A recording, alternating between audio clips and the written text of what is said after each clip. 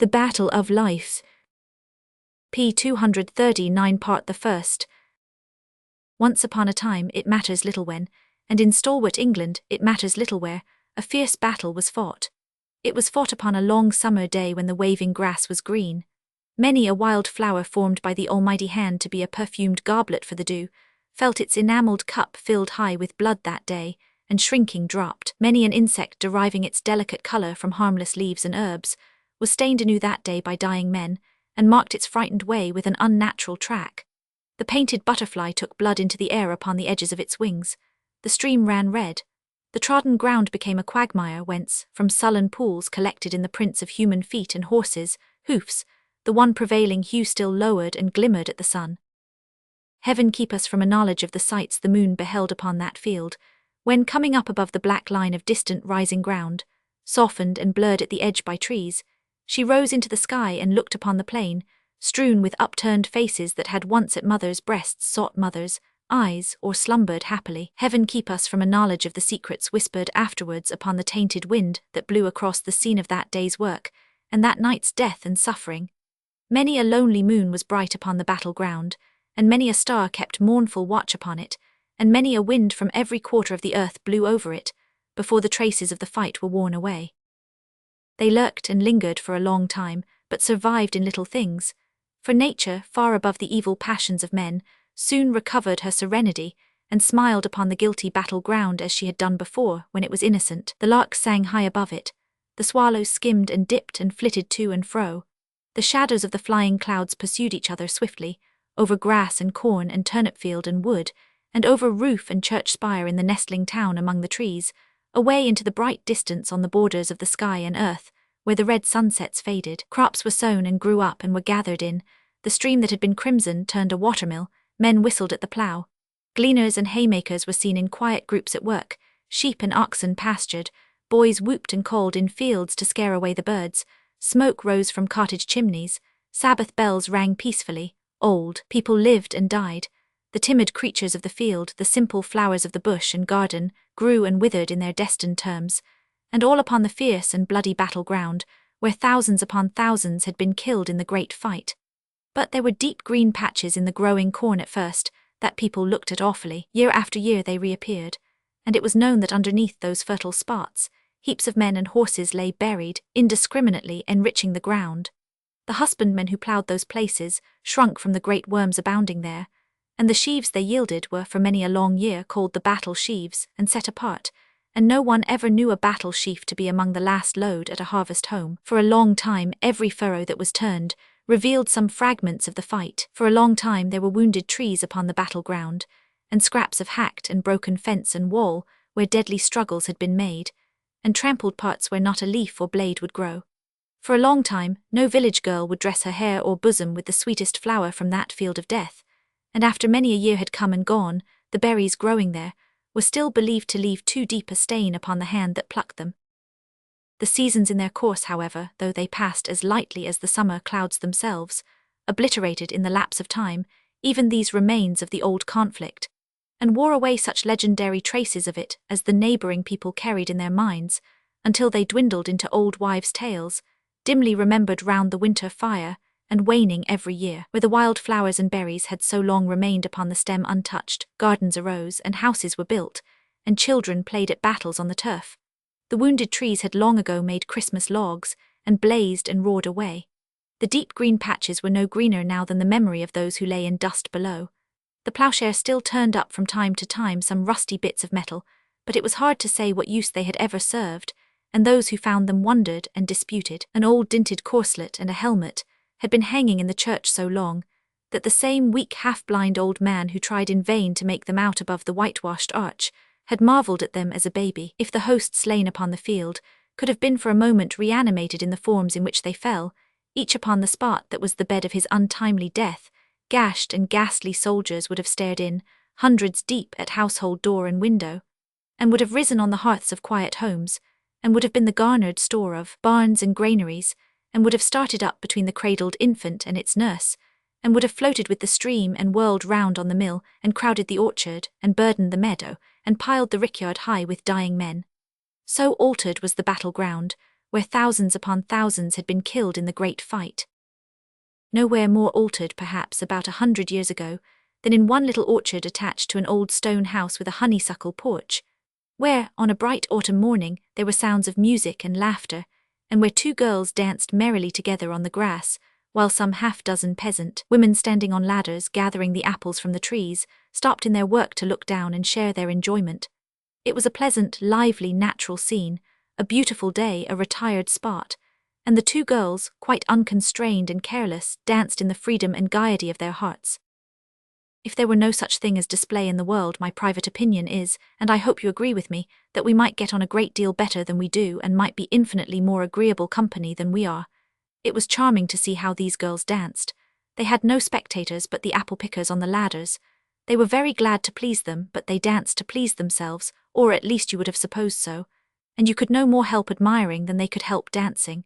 How they did dance!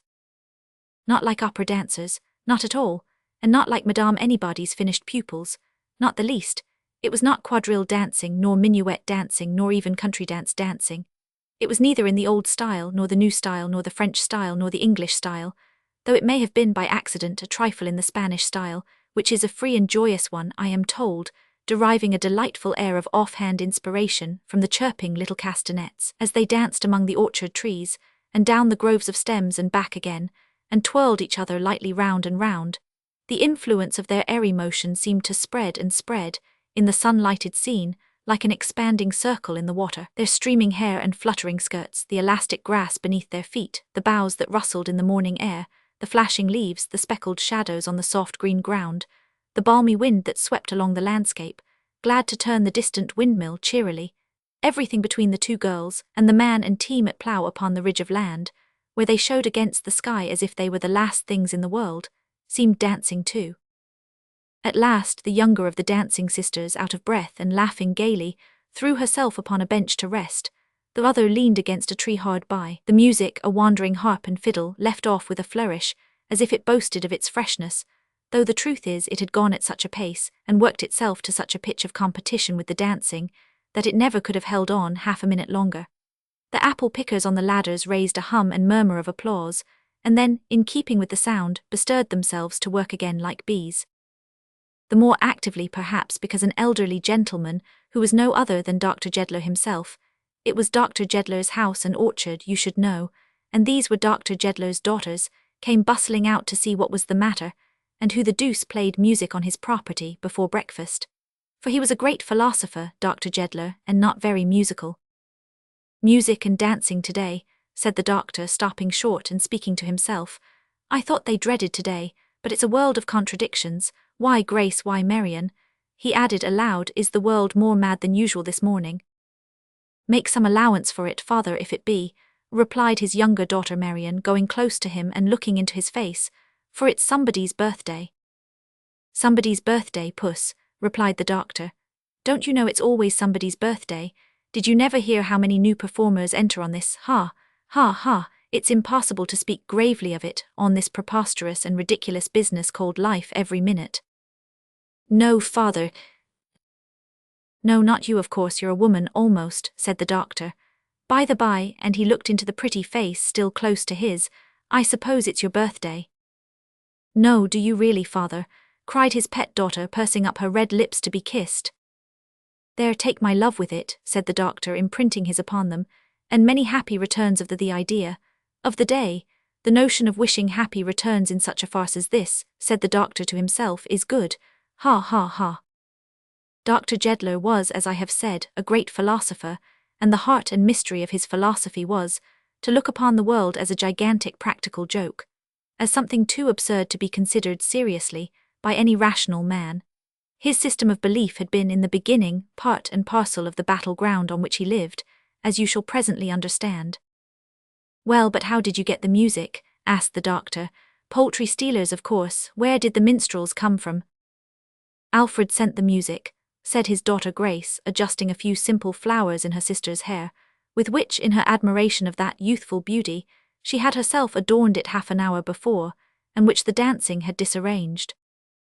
Oh, Alfred sent the music, did he? Returned the doctor. Yes, he met it coming out of the town as he was entering early.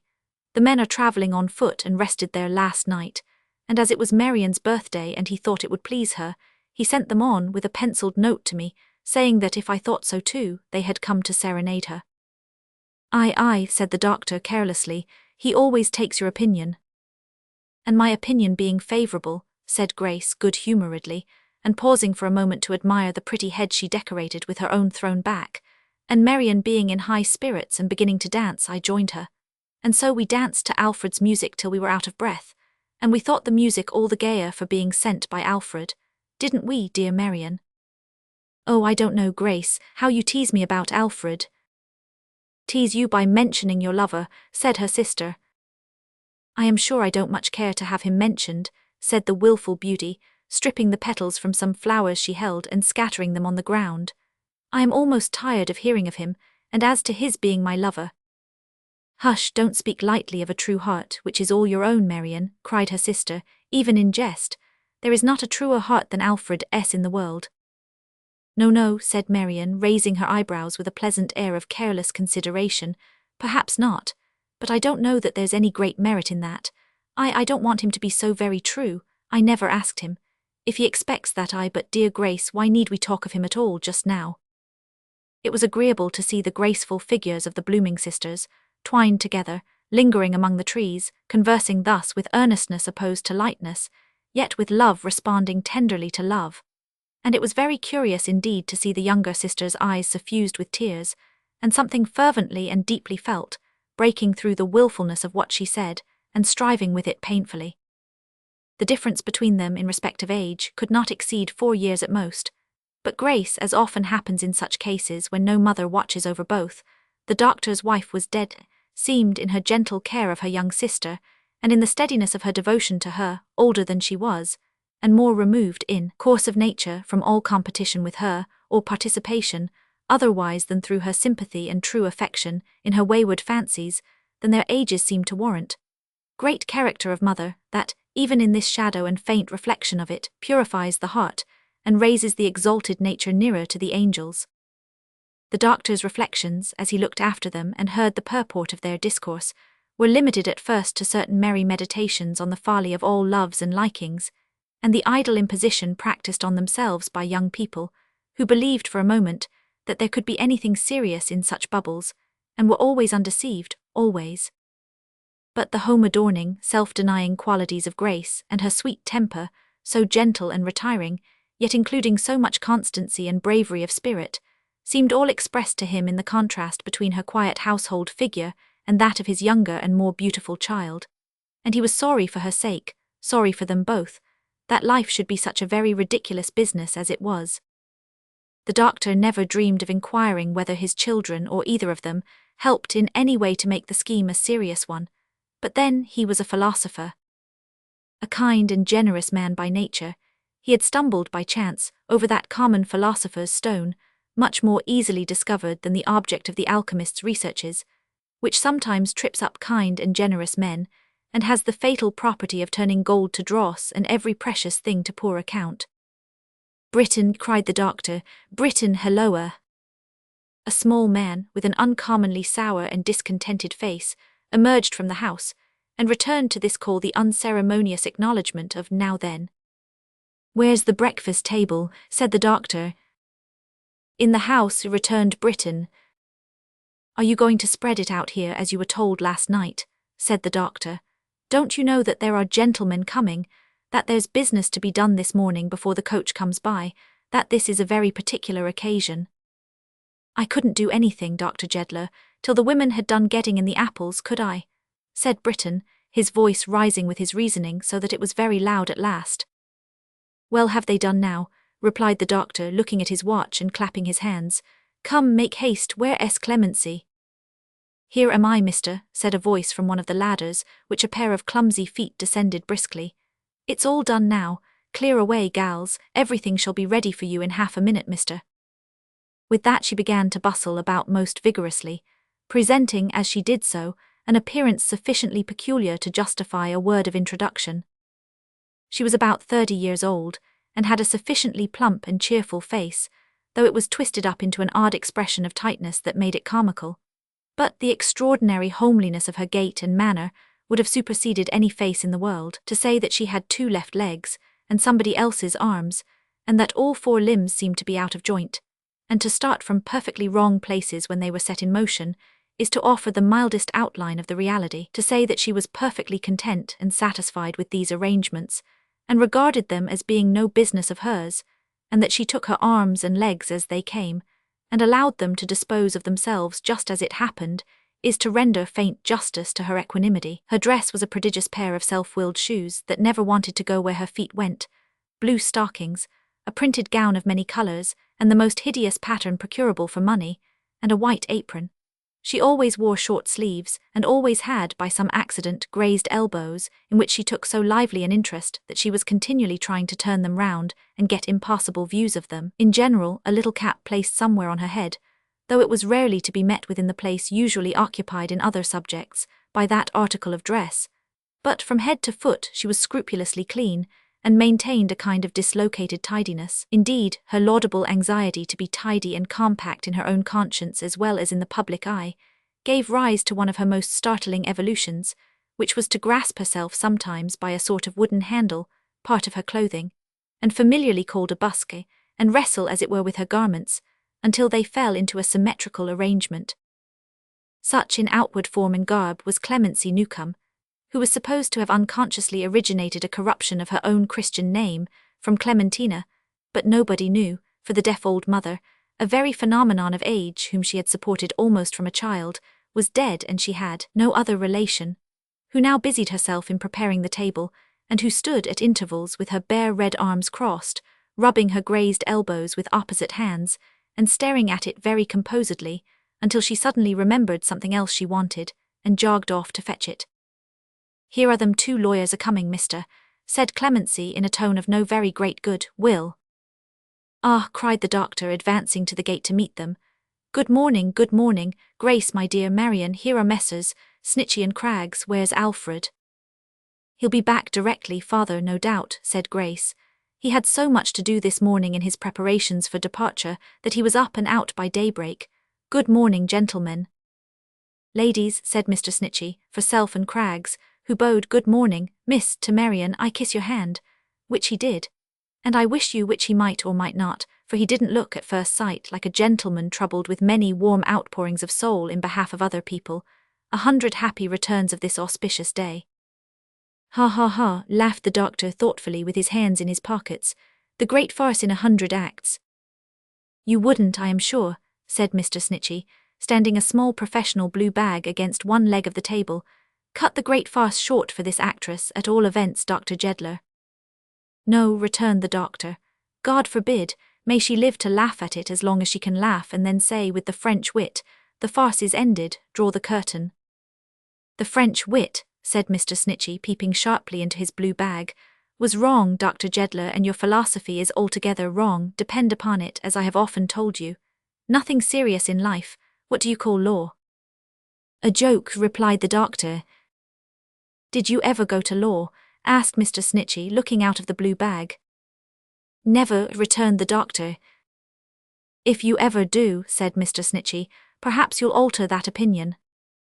Craggs, who seemed to be represented by Snitchey, and to be conscious of little or no separate existence or personal individuality, offered a remark of his own in this place. It involved the only idea of which he did not stand seized and possessed in equal moieties with Snitchey, but he had some partners in it among the wise men of the world. "It's made a great deal too easy," said Mr. Craggs. "Law is?" asked the doctor. "Yes," said Mr. Craggs, "everything is. Everything appears to me to be made too easy nowadays. It's the vice of these times. If the world is a joke, I am not prepared to say it isn't. It ought to be made a very difficult joke to crack. It ought to be as hard a struggle, sir, as possible. That's the intention. But it's being made far too easy. We are oiling the gates of life. They ought to be rusty. We shall have them beginning to turn soon with a smooth sound, whereas they ought to grate upon their hinges, sir." Mr. Craggs seemed positively to grate upon his own hinges as he delivered this opinion, to which he communicated immense effect, being a cold, hard, dry man, dressed in grey and white like a flint, with small twinkles in his eyes as if something struck sparks out of them. The 3 natural kingdoms, indeed, had each a fanciful representative among this brotherhood of disputants, for Snitchy was like a magpie or raven, only not so sleek, and the doctor had a streaked face like a winter pippin, with here and there a dimple to express the peckings of the birds, and a very little bit of pigtail behind that stood for the stalk. As the active figure of a handsome young man, dressed for a journey, and followed by a porter bearing several packages and baskets, entered the orchard at a brisk pace, and with an air of gaiety and hope that accorded well with the morning, these three drew together, like the brothers of the sister Fates, or like the Graces most effectually disguised, or like the three weird prophets on the heath, and greeted him. "Happy returns, Alf," said the doctor lightly. "100 happy returns of this auspicious day, Mr. Heathfield," said Snitchy, bowing low. "Returns," Craggs murmured in a deep voice all alone. "Why, what a battery!" exclaimed Alfred, stopping short, and 1, 2, 3, all foreboders of no good in the great sea before me. "I am glad you are not the first I have met this morning. I should have taken it for a bad omen. But Grace was the first, sweet, pleasant Grace, so I defy you all." "If you please, mister, I was the first, you know," said Clemency Newcombe. "She was walking out here before sunrise, you remember. I was in the house." "That's true, Clemency was the first," said Alfred, "so I defy you with Clemency." "Ha ha ha for Self and Craggs," said Snitchy. "What a defiance." "Not so bad a one as it appears, may be," said Alfred, shaking hands heartily with the doctor and also with Snitchy and Craggs, and then looking round. "Where are the good heavens?" With a start, productive for the moment of a closer partnership between Jonathan Snitchy and Thomas Craggs than the subsisting articles of agreement in that wise contemplated, he hastily betook himself to where the sisters stood together, and, however, I needn't more particularly explain his manner of saluting Marian first, and Grace afterwards, than by hinting that Mr. Craggs may possibly have considered it too easy. Perhaps to change the subject, Dr. Jedler made a hasty move towards the breakfast, and they all sat down at table. Grace presided, but so discreetly stationed herself as to cut off her sister and Alfred from the rest of the company. Snitchy and Craggs sat at opposite corners with the blue bag between them for safety. The doctor took his usual position, opposite to Grace. Clemency hovered galvanically about the table, as waitress, and the melancholy Briton, at another and a smaller board, acted as grand carver of a round of beef and a ham. "Meat," said Briton, approaching Mr. Snitchy, with the carving knife and fork in his hands, and throwing the question at him like a missile. "Certainly," returned the lawyer. "Do you want any, to Craggs?" "Lean and well done," replied that gentleman. Having executed these orders and moderately supplied the doctor, he seemed to know that nobody else wanted anything to eat. He lingered as near the firm as he decently could, watching with an austere eye their disposition of the viands, and but once relaxing the severe expression of his face. This was on the occasion of Mr. Craggs, whose teeth were not of the best, partially choking, when he cried out with great animation, "I thought he was gone." "Now, Alfred," said the doctor, "for a word or two of business while we are yet at breakfast." "While we are yet at breakfast," said Snitchy and Craggs, who seemed to have no present idea of leaving off. Although Alfred had not been breakfasting, and seemed to have quite enough business on his hands as it was, he respectfully answered, "If you please, sir." If anything could be serious, the doctor began, in such a farce as this, sir, hinted Alfred. In such a farce as this, observed the doctor, it might be this recurrence on the eve of separation of a double birthday, which is connected with many associations pleasant to us four, and with the recollection of a long and amicable intercourse. That's not to the purpose. "Ah, yes, yes, Dr. Jedler," said the young man. "It is to the purpose, much to the purpose, as my heart bears witness this morning, and as yours does too, I know, if you would let it speak. I leave your house today, I cease to be your ward today. We part with tender relations stretching far behind us that never can be exactly renewed, and with others dawning, yet before us." He looked down at Marian beside him, "fraught with such considerations as I must not trust myself to speak of now. Come, come," he added, rallying his spirits and the doctor at once, "there's a serious grain in this large, foolish dust-heap, doctor. Let us allow today that there is one." "Today," cried the doctor. "Hear him, ha ha ha, of all days in the foolish year. Why, on this day the great battle was fought on this ground where we now sit, where I saw my 2 girls dance this morning, where the fruit has just been gathered for our eating from these trees, the roots of which are struck in men, not earth.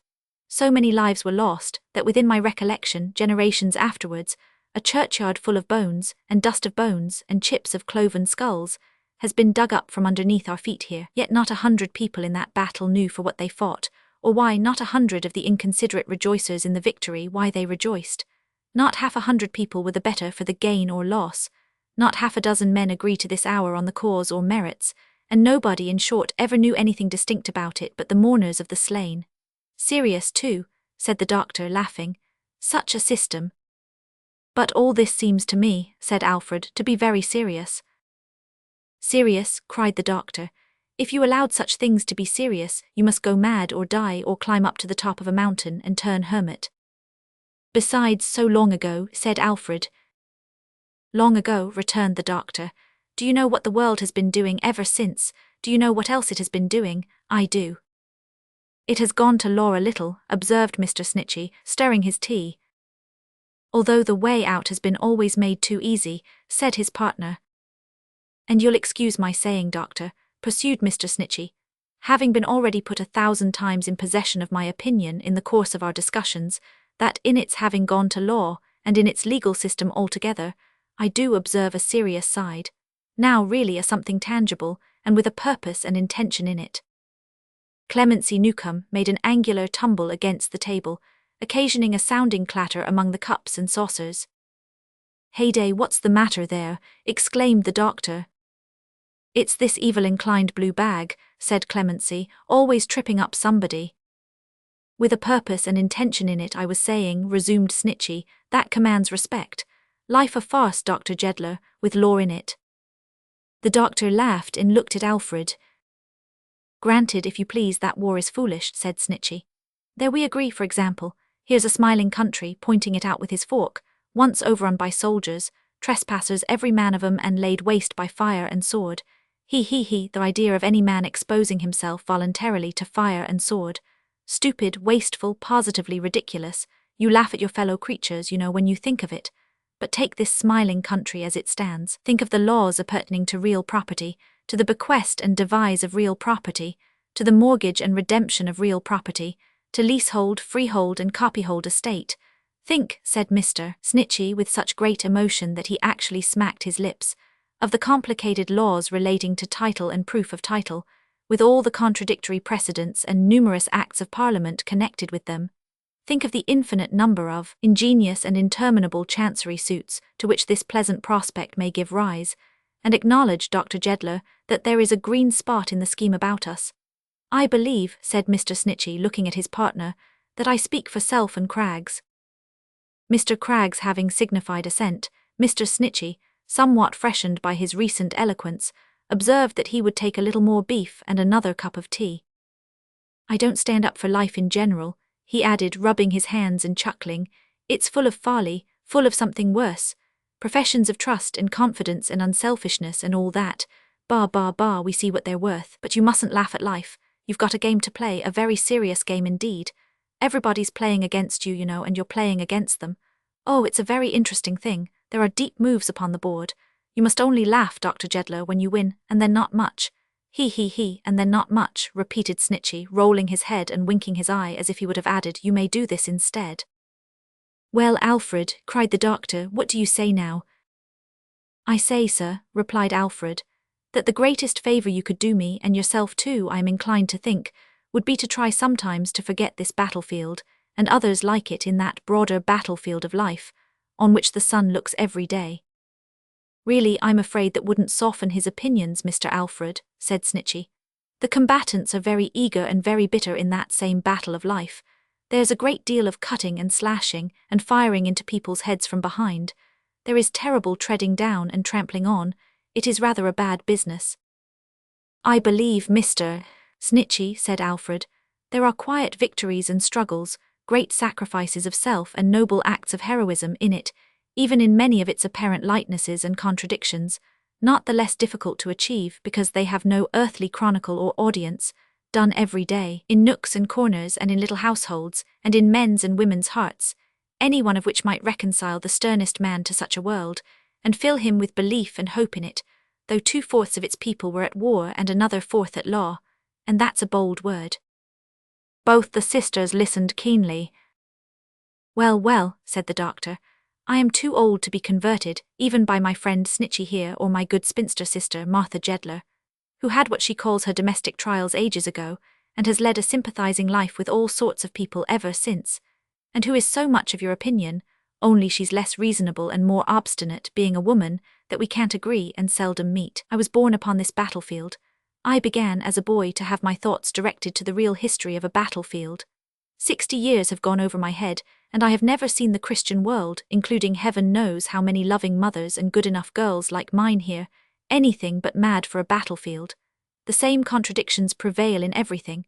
One must either laugh or cry at such stupendous inconsistencies, and I prefer to laugh."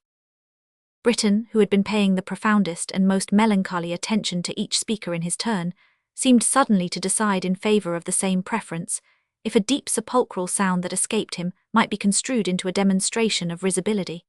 His face, however, was so perfectly unaffected by it, both before and afterwards, that although one or two of the breakfast party looked round as being startled by a mysterious noise, nobody connected the offender with it. Except his partner in attendance, Clemency Newcomb, who, rousing him with one of those favourite joints, her elbows, inquired in a reproachful whisper what he laughed at. "Not you," said Britain. "Who then?" "Humanity," said Britain, "that's the joke. What between master and them lawyers, he's getting more and more addle-headed every day," cried Clemency, giving him a lunge with the other elbow as a mental stimulant. "Do you know where you are? Do you want to get warning?"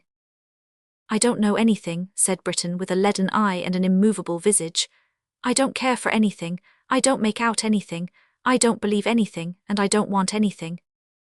Although this forlorn summary of his general condition may have been overcharged in an access of despondency, Benjamin Britten, sometimes called Little Britain, to distinguish him from Great, as we might say Young England, to express Old England with a decided difference, had defined his real state more accurately than might be supposed, for, serving as a sort of man miles to the doctor's Friar Bacon, and listening day after day to innumerable orations addressed by the doctor to various people, all tending to show that his very existence was at best a mistake and an absurdity, this unfortunate servitor had fallen by degrees into such an abyss of confused and contradictory suggestions from within and without, that truth at the bottom of her well was on the level surface as compared with Britain in the depths of his mystification.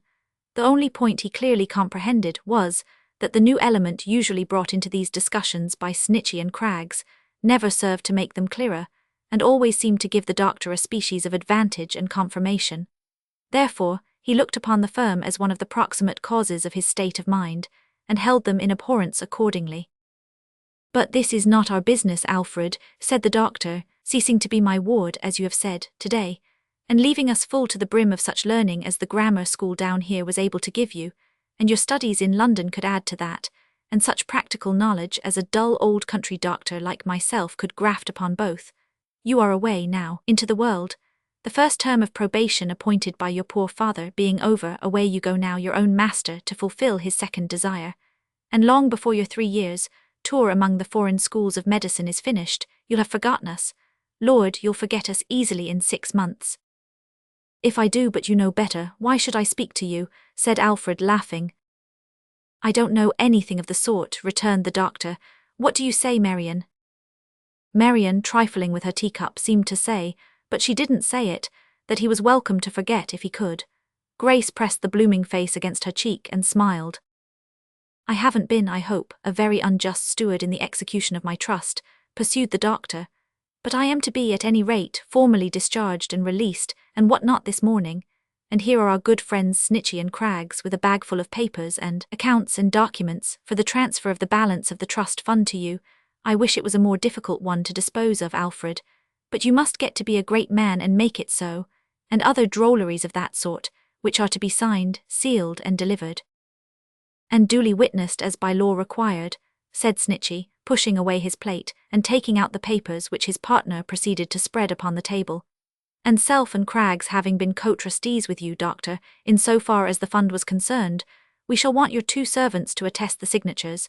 Can you read, Mrs. Newcomb?" "I ain't married, mister," said Clemency. "Oh, I beg your pardon, I should think not, chuckled Snitchy, casting his eyes over her extraordinary figure. You can read. A little, answered Clemency. The marriage service night and morning, eh? Observed the lawyer jocosely. No, said Clemency, too hard, I only reads a thimble.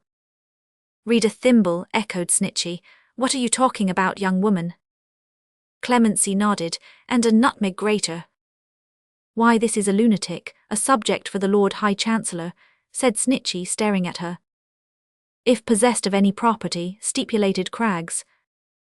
Grace, however, interposing, explained that each of the articles in question bore an engraved motto, and so formed the pocket library of Clemency Newcombe, who was not much given to the study of books. Oh, that's it, is it, Miss Grace? Said Snitchy. Yes, ha ha ha, I thought our friend was an idiot.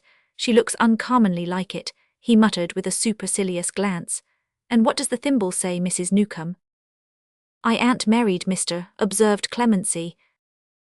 Well, Newcombe, will that do? Said the lawyer. What does the thimble say, Newcombe? How Clemency, before replying to this question, held one pocket open, and looked down into its yawning depths for the thimble which was there, and how she then held an opposite pocket open, and seeming to descry it like a pearl of great price at the bottom, cleared away such intervening obstacles as a handkerchief, an end of wax candle, a flushed apple, an orange, a lucky penny, a cramp bone, a padlock, a pair of scissors in a sheath more expressively describable as promising young shears, a handful or so of loose beads, several bowls of cotton, a needle case, a cabinet collection of curl papers, and a biscuit, all of which articles she entrusted individually and separately to Britain to hold, is of no consequence. Nor how, in her determination to grasp this pocket by the throat and keep it prisoner, for it had a tendency to swing and twist itself round the nearest corner, she assumed and calmly maintained an attitude apparently inconsistent with the human anatomy and the laws of gravity. It is enough that at last she triumphantly produced the thimble on her finger and rattled the nutmeg grater, the literature of both those trinkets being obviously in course of wearing out and wasting away, through excessive friction. That's the thimble, is it, young woman? Said Mr. Snitchy, diverting himself at her expense. And what does the thimble say? It says, replied Clemency, reading slowly round as if it were a tower, forget and forgive. Snitchy and Craggs laughed heartily. So new, said Snitchy. So easy, said Craggs. Such a knowledge of human nature in it, said Snitchy. So applicable to the affairs of life, said Craggs. And the nutmeg grater? Inquired the head of the firm. The grater says, returned Clemency, do as you wold be done by. Do or you'll be done brown, you mean, said Mr. Snitchy. I don't understand, retorted Clemency, shaking her head vaguely. I ain't no lawyer. I am afraid that if she was, doctor, said Mr. Snitchy, turning to him suddenly, as if to anticipate any effect that might otherwise be consequent on this retort, she'd find it to be the golden rule of half her clients. They are serious enough in that, whimsical as your world is, and lay the blame on us afterwards. We in our profession are little else than mirrors after all, Mr. Alfred, but we are generally consulted by angry and quarrelsome people who are not in their best looks, and it's rather hard to quarrel with us if we reflect unpleasant aspects. I think, said Mr. Snitchy, that I speak for Self and Craggs. Decidedly, said Craggs. And so, if Mr. Britton will oblige us with a mouthful of ink, said Mr. Snitchy, returning to the papers, we'll sign, seal, and deliver as soon as possible, or the coach will be coming past before we know where we are.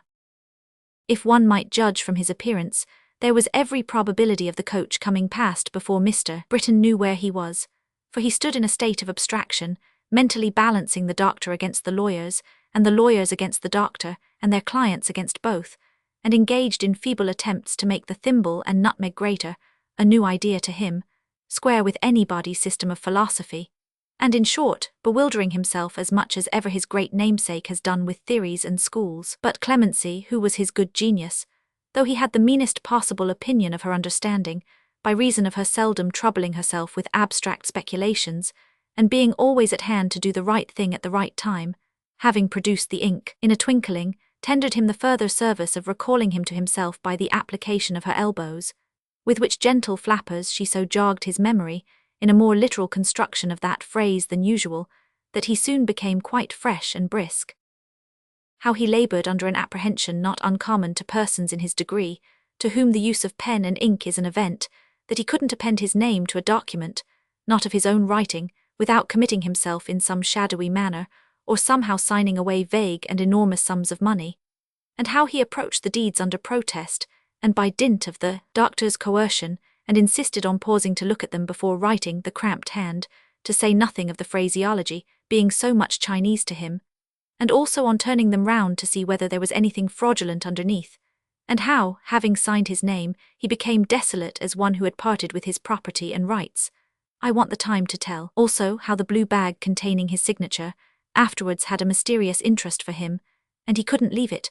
Also how Clemency Newcombe, in an ecstasy of laughter at the idea of her own importance and dignity, brooded over the whole table with her 2 elbows, like a spread eagle, and reposed her head upon her left arm as a preliminary to the formation of certain cabalistic characters, which required a deal of ink and imaginary counterparts whereof she executed at the same time with her tongue.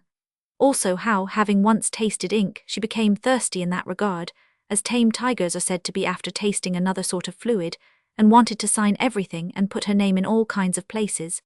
In brief, the doctor was discharged of his trust and all its responsibilities, and Alfred, taking it on himself, was fairly started on the journey of life.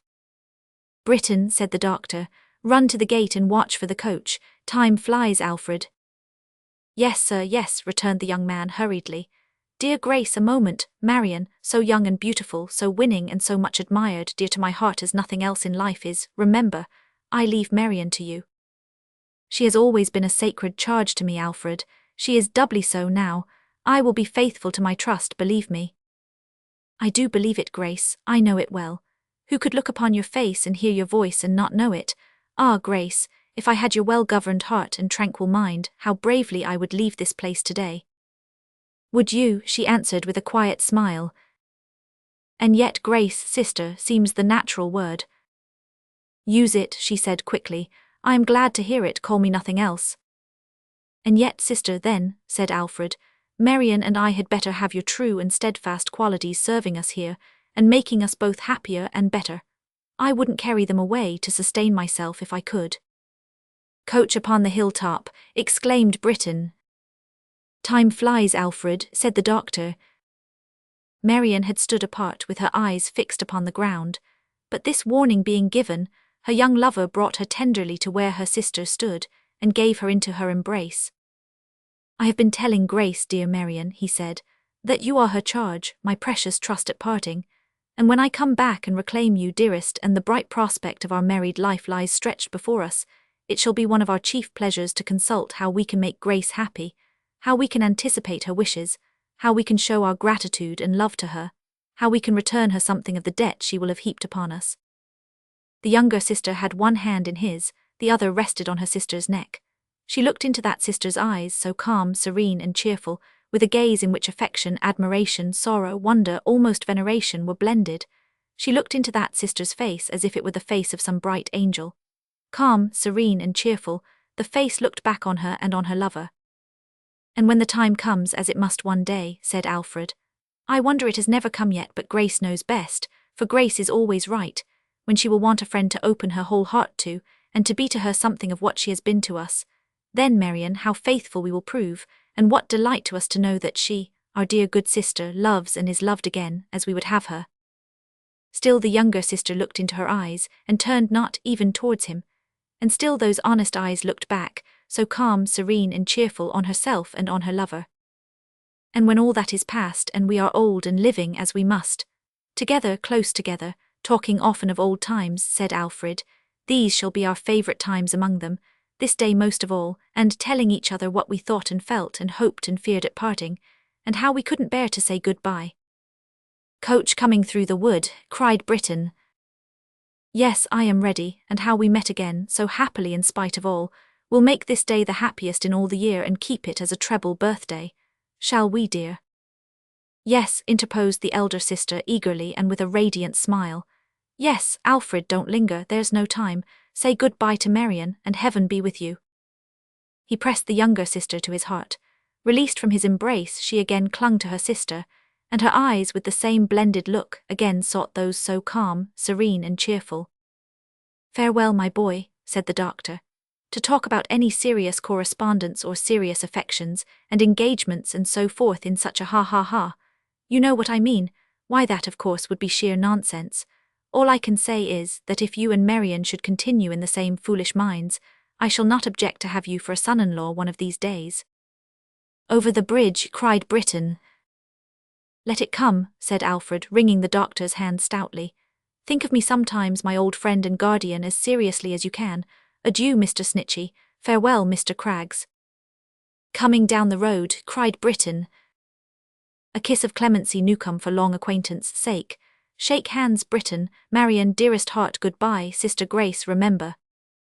The quiet household figure, and the face so beautiful in its serenity, were turned towards him in reply, but Marian's look and attitude remained unchanged. The coach was at the gate. There was a bustle with the luggage. The coach drove away. Marian never moved. He waves his hat to you, my love, said Grace. Your chosen husband, darling, look. The younger sister raised her head, and for a moment turned it. Then, turning back again, and fully meeting for the first time those calm eyes, fell sobbing on her neck. Oh, Grace, God bless you, but I cannot bear to see it, Grace, it breaks my heart. p. 260 Part the Second. Snitchey and Craggs had a snug little office on the old battle-ground, where they drove a snug little business, and fought a great many small pitched battles for a great many contending parties, though it could hardly be said of these conflicts that they were running fights, for in truth they generally proceeded at a snail's pace. The part the firm had in them came so far within the general denomination, that now they took a shot at this plaintiff, and now aimed a chop at that defendant, now made a heavy charge at an estate in chancery, and now had some light skirmishing among an irregular body of small debtors, just as the occasion served and the enemy happened to present himself.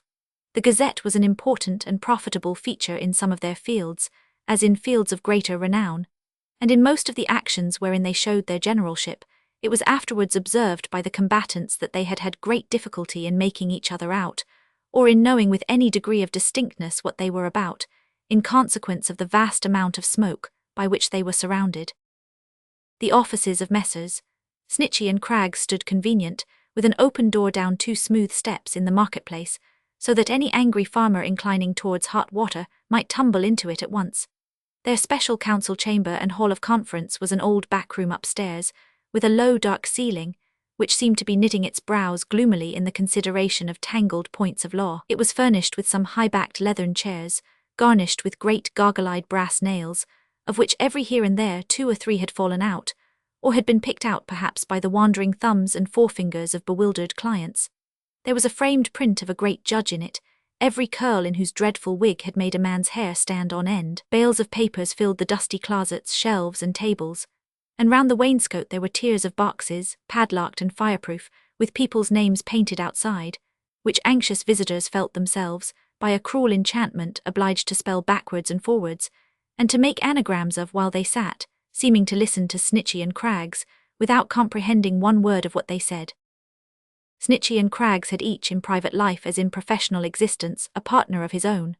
Snitchey and Craggs were the best friends in the world, and had a real confidence in one another, but Mrs. Snitchey, by a dispensation not uncommon in the affairs of life, was on principle suspicious of Mr. Craggs, and Mrs. Craggs was on principle suspicious of Mr. Snitchey. You're Snitcheys indeed, the latter lady would observe sometimes to Mr. Craggs, using that imaginative plural as if in disparagement of an objectionable pair of pantaloons, or other articles not possessed of a singular number. I don't see what you want with your Snitcheys, for my part. You trust a great deal too much to your Snitcheys, I think, and I hope you may never find my words come true. While Mrs. Snitchey would observe to Mr. Snitchey of Craggs, that if ever he was led away by man he was led away by that man, and that if ever she read a double purpose in a mortal eye, she read that purpose in Craggs's eye.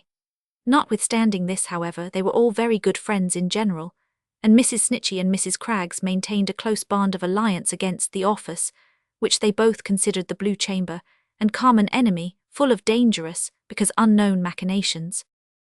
In this office, nevertheless, Snitchey and Craggs made honey for their several hives. Here sometimes they would linger of a fine evening at the window of their council chamber overlooking the old battle-ground, and wonder, but that was generally at a size time, when much business had made them sentimental, at the folly of mankind, who couldn't always be at peace with one another, and go to law comfortably. Here days and weeks and months and years passed over them, their calendar, the gradually diminishing number of brass nails in the leathern chairs, and the increasing bulk of papers on the tables.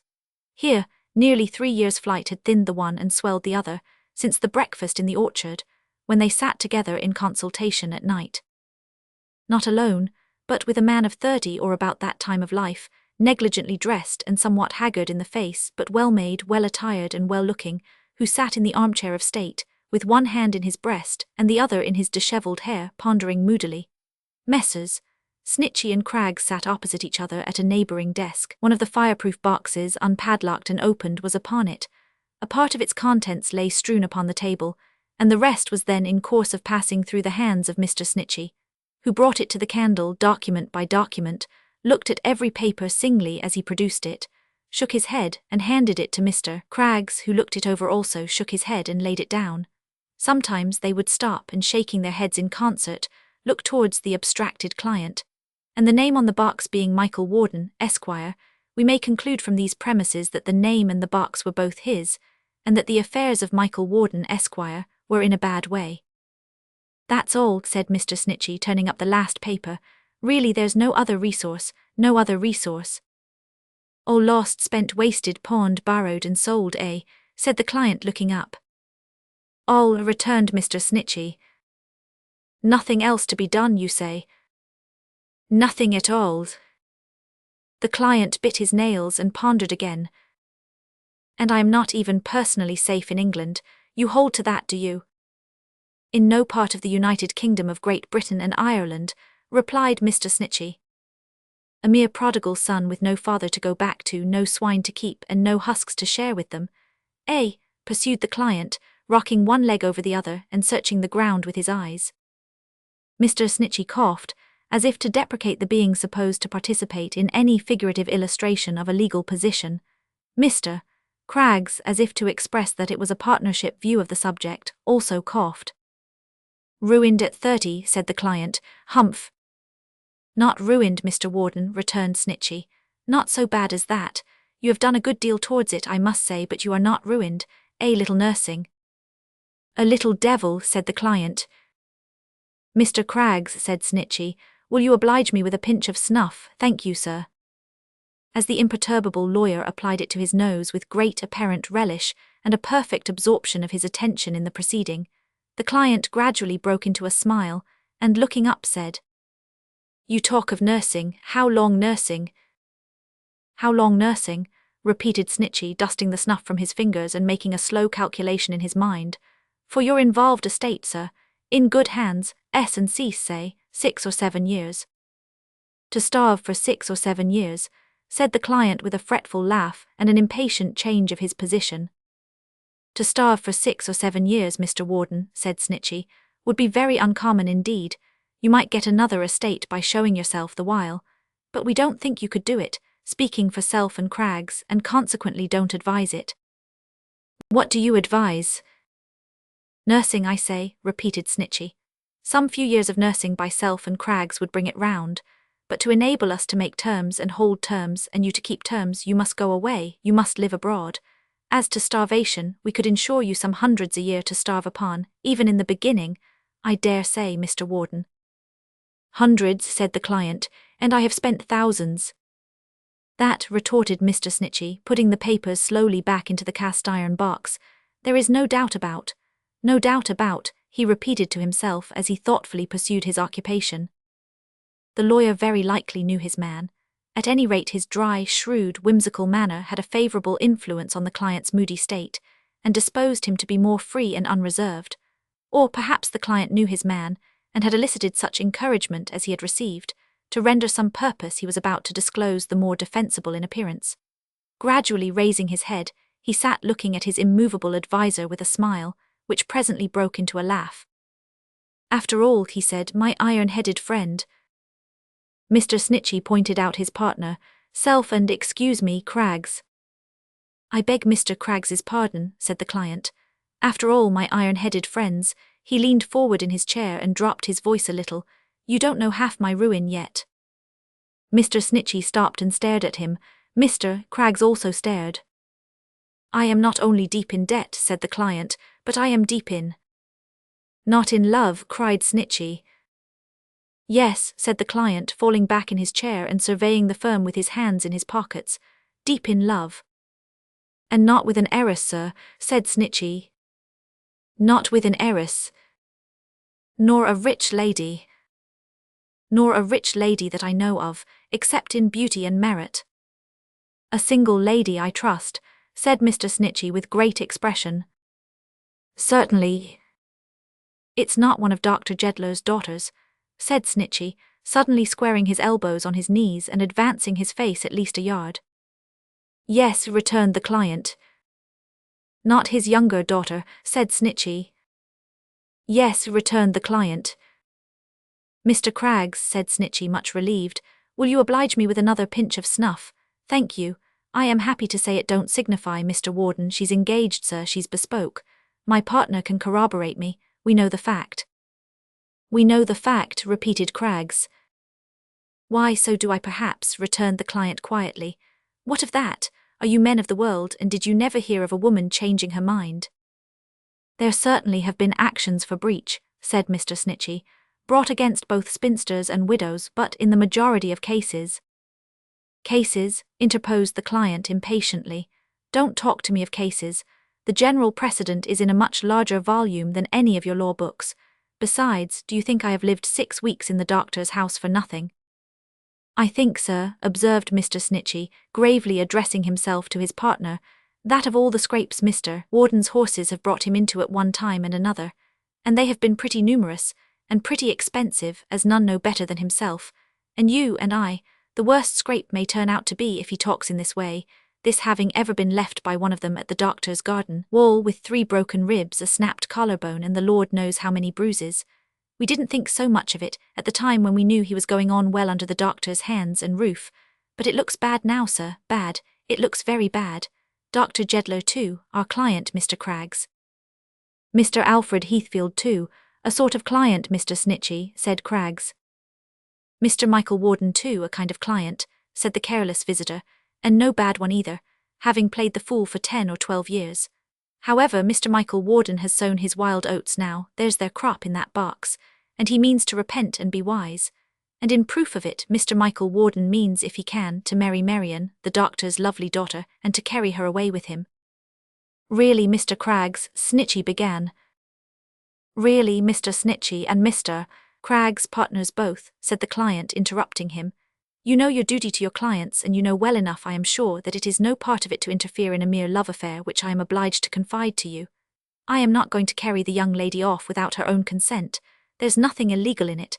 I never was Mr. Heathfield's bosom friend. I violate no confidence of his. I love where he loves, and I mean to win where he would win if I can. He can't, Mr. Craggs, said Snitchy, evidently anxious and discomfited. He can't do it, sir. She dotes on Mr. Alfred. Does she? Returned the client. Mr. Craggs, she dotes on him, sir, persisted Snitchy. I didn't live 6 weeks some few months ago in the doctor's house for nothing, and I doubted that soon, observed the client. She would have doted on him if her sister could have brought it about, but I watched them. Marian avoided his name, avoided the subject, shrunk from the least allusion to it with evident distress. Why should she, Mr. Craggs, you know, why should she, sir? Inquired Snitchy. I don't know why she should, though there are many likely reasons, said the client, smiling at the attention and perplexity expressed in Mr. Snitchy's shining eye, and at his cautious way of carrying on the conversation, and making himself informed upon the subject. But I know she does. She was very young when she made the engagement, if it may be called one, I am not even sure of that, and has repented of it, perhaps. Perhaps, it seems a foppish thing to say, but upon my soul I don't mean it in that light. She may have fallen in love with me as I have fallen in love with her. He, Mr. Alfred, her old playfellow too, you remember, Mr. Craggs, said Snitchy with a disconcerted laugh, knew her almost from a baby. Which makes it the more probable that she may be tired of his idea, calmly pursued the client, and not indisposed to exchange it for the newer one of another lover, who presents himself, or is presented by his horse, under romantic circumstances, has the not unfavourable reputation with a country girl of having lived thoughtlessly and gaily without doing much harm to anybody, and who, for his youth and figure and so forth, This may seem foppish again, but upon my soul I don't mean it in that light. Might perhaps pass muster in a crowd with Mr. Alfred himself. There was no gainsaying the last clause, certainly, and Mr. Snitchey, glancing at him, thought so. There was something naturally graceful and pleasant in the very carelessness of his air. It seemed to suggest of his comely face and well-knit figure that they might be greatly better if he chose, and that once roused and made earnest, but he never had been earnest yet, he could be full of fire and purpose. A dangerous sort of libertine, thought the shrewd lawyer, to seem to catch the spark he wants from a young lady's eyes. Now observe, Snitchey, he continued, rising and taking him by the button, and Craggs, taking him by the button also, and placing one partner on either side of him, so that neither might evade him. I don't ask you for any advice. You are right to keep quite aloof from all parties in such a matter, which is not one in which grave men like you could interfere on any side. I am briefly going to review in half a dozen words my position and intention, and then I shall leave it to you to do the best for me in money matters that you can, seeing that, if I run away with the doctor's beautiful daughter, as I hope to do, and to become another man under her bright influence, it will be, for the moment, more chargeable than running away alone. But I shall soon make all that up in an altered life. I think it will be better not to hear this, Mr. Craggs, said Snitchey, looking at him across the client. I think not, said Craggs. Both listened attentively. Well, you needn't hear it, replied their client. I'll mention it, however. I don't mean to ask the doctor's consent because he wouldn't give it me, but I mean to do the doctor no wrong or harm, because, besides there being nothing serious in such trifles as he says, I hope to rescue his child, my Marian, from what I see. I know she dreads and contemplates with misery. That is the return of this old lover. If anything in the world is true, it is true that she dreads his return. Nobody is injured so far. I am so harried and worried here just now that I lead the life of a flying fish. I skulk about in the dark. I am shut out of my own house and warned off my own grounds. But that house and those grounds and many an acre besides will come back to me one day, as you know and say. And Marian will probably be richer on your showing, who are never sanguine, 10 years hence as my wife, than as the wife of Alfred Heathfield, whose return she dreads, remember that, and in whom or in any man my passion is not surpassed. Who is injured yet? It is a fair case throughout. My right is as good as his if she decide in my favour, and I will try my right by her alone. You will like to know no more after this, and I will tell you no more. Now you know my purpose and wants. When must I leave here? In a week, said Snitchey. Mr. Craggs. In something less, I should say, responded Craggs. In a month, said the client after attentively watching the two faces. This day month, today is Thursday. Succeed or fail, on this day month I go. It's too long a delay, said Snitchey. Much too long, but let it be so. I thought he'd have stipulated for 3, he murmured to himself. Are you going? Good night, sir. Good night, returned the client, shaking hands with the firm. You'll live to see me making a good use of riches yet. Henceforth the star of my destiny is Marian. Take care of the stairs, sir, replied Snitchey, for she don't shine there. Good night. Good night. So they both stood at the stairhead with a pair of office scandals watching him down. When he had gone away, they stood looking at each other. What do you think of all this, Mr. Craggs? Said Snitchey. Mr. Craggs shook his head. It was our opinion on the day when that release was executed that there was something curious in the parting of that pair. I recollect, said Snitchey. It was, said Mr. Craggs. Perhaps he deceives himself altogether, pursued Mr. Snitchey, locking up the fireproof box and putting it away. Or, if he don't, a little bit of fickleness and perfidy is not a miracle, Mr. Craggs. And yet I thought that pretty face was very true. I thought, said Mr. Snitchey, putting on his greatcoat, for the weather was very cold, drawing on his gloves and snuffing out one candle, that I had even seen her character becoming stronger and more resolved of late, more like her sister S. Mrs. Craggs was of the same opinion, returned Craggs. I'd really give a trifle tonight, observed Mr. Snitchey, who was a good-natured man, if I could believe that Mr. Warden was reckoning without his host. But light-headed, capricious and unballasted as he is, he knows something of the world and its people. He ought to, for he has bought what he does know dear enough, and I can't quite think that. We had better not interfere. We can do nothing, Mr. Craggs, but keep quiet. Nothing, returned Craggs. Our friend the doctor makes light of such things, said Mr. Snitchey, shaking his head. I hope he mayn't stand in need of his philosophy. Our friend Alfred talks of the battle of life. He shook his head again. I hope he mayn't be cut down early in the day. Have you got your hat, Mr. Craggs? I am going to put the other candle out. Mr. Craggs replying in the affirmative, Mr. Snitchey suited the action to the word, and they groped their way out of the council chamber, now dark as the subject or the law in general. My story passes to a quiet little study, where on that same night the sisters and the hale old doctor sat by a cheerful fireside. Grace was working at her needle. Marian read aloud from a book before her. The doctor, in his dressing gown and slippers with his feet spread out upon the warm rug, leaned back in his easy chair and listened to the book and looked upon his daughters. They were very beautiful to look upon. Two better faces for a fireside never made a fireside bright and sacred. Something of the difference between them had been softened down in 3 years' time, and enthroned upon the clear brow of the younger sister, looking through her eyes and thrilling in her voice, was the same earnest nature that her own motherless youth had ripened in the elder sister long ago. But she still appeared at once the lovelier and weaker of the two, still seemed to rest her head upon her sister's breast and put her trust in her, and look into her eyes for counsel and reliance, those loving eyes so calm, serene, and cheerful, as of old. And being in her own home, read Marian from the book, her home made exquisitely dear by these remembrances, she now began to know that the great trial of her heart must soon come on, and could not be delayed. O home, our comforter and friend when others fall away, to part with whom, at any step between the cradle and the grave. Marian, my love, said Grace. Why, Puss, exclaimed her father, what's the matter? She put her hand upon the hand her sister stretched towards her, and read on, her voice still faltering and trembling, though she made an effort to command it when thus interrupted. To part with whom, at any step between the cradle and the grave, is always sorrowful. O home, so true to us, so often slighted in return, be lenient to them that turn away from thee, and do not haunt their erring footsteps too reproachfully. Let no kind looks, no well-remembered smiles, be seen upon thy phantom face. Let no ray of affection, welcome, gentleness, forbearance, cordiality, shine from thy white head. Let no old loving word or tone rise up in judgment against thy deserter. But if thou canst look harshly and severely, do in mercy to the penitent.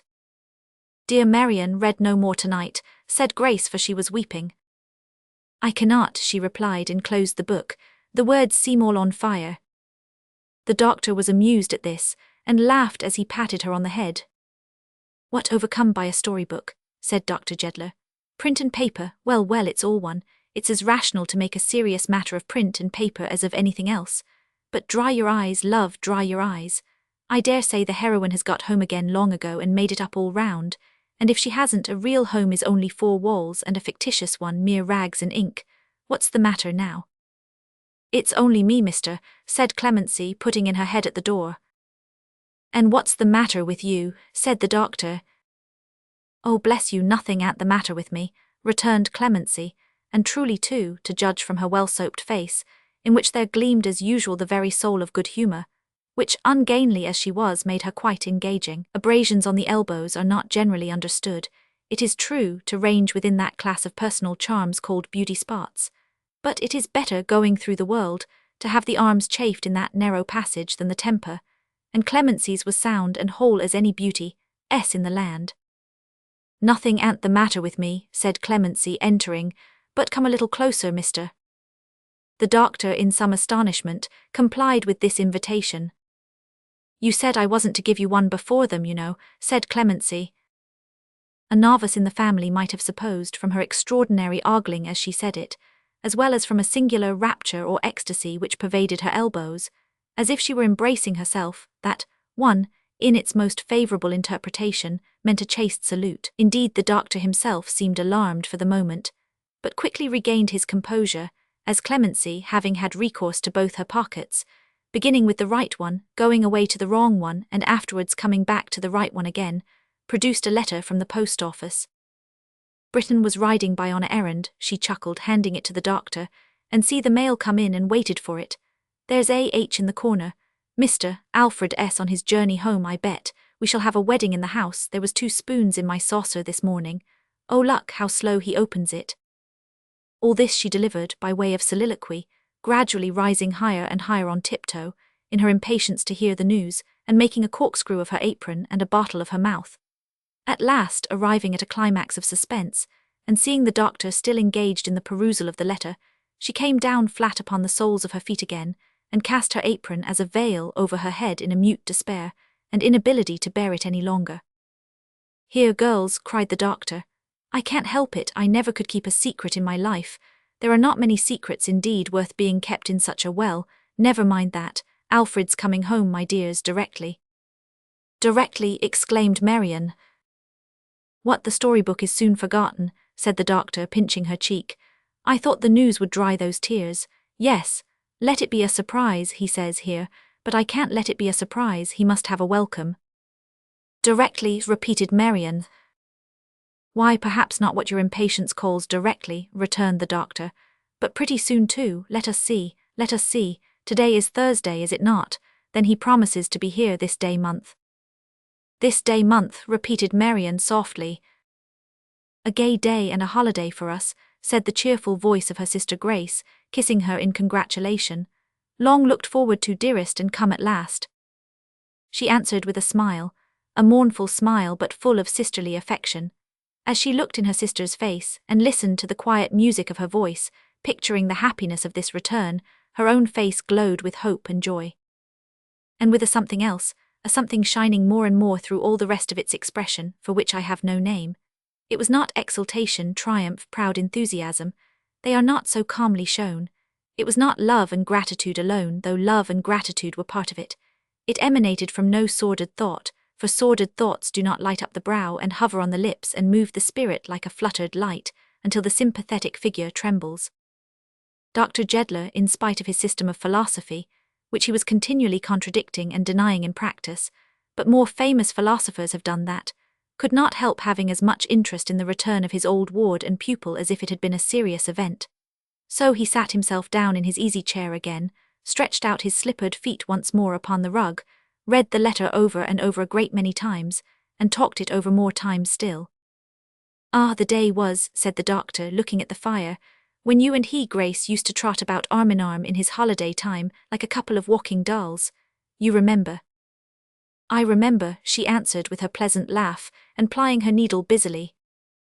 "This day month indeed," mused the doctor. "That hardly seems a 12-month ago, and where was my little Marian then?" "Never far from her sister," said Marian cheerily, "however little. Grace was everything to me, even when she was a young child herself." "True, puss, true," returned the doctor.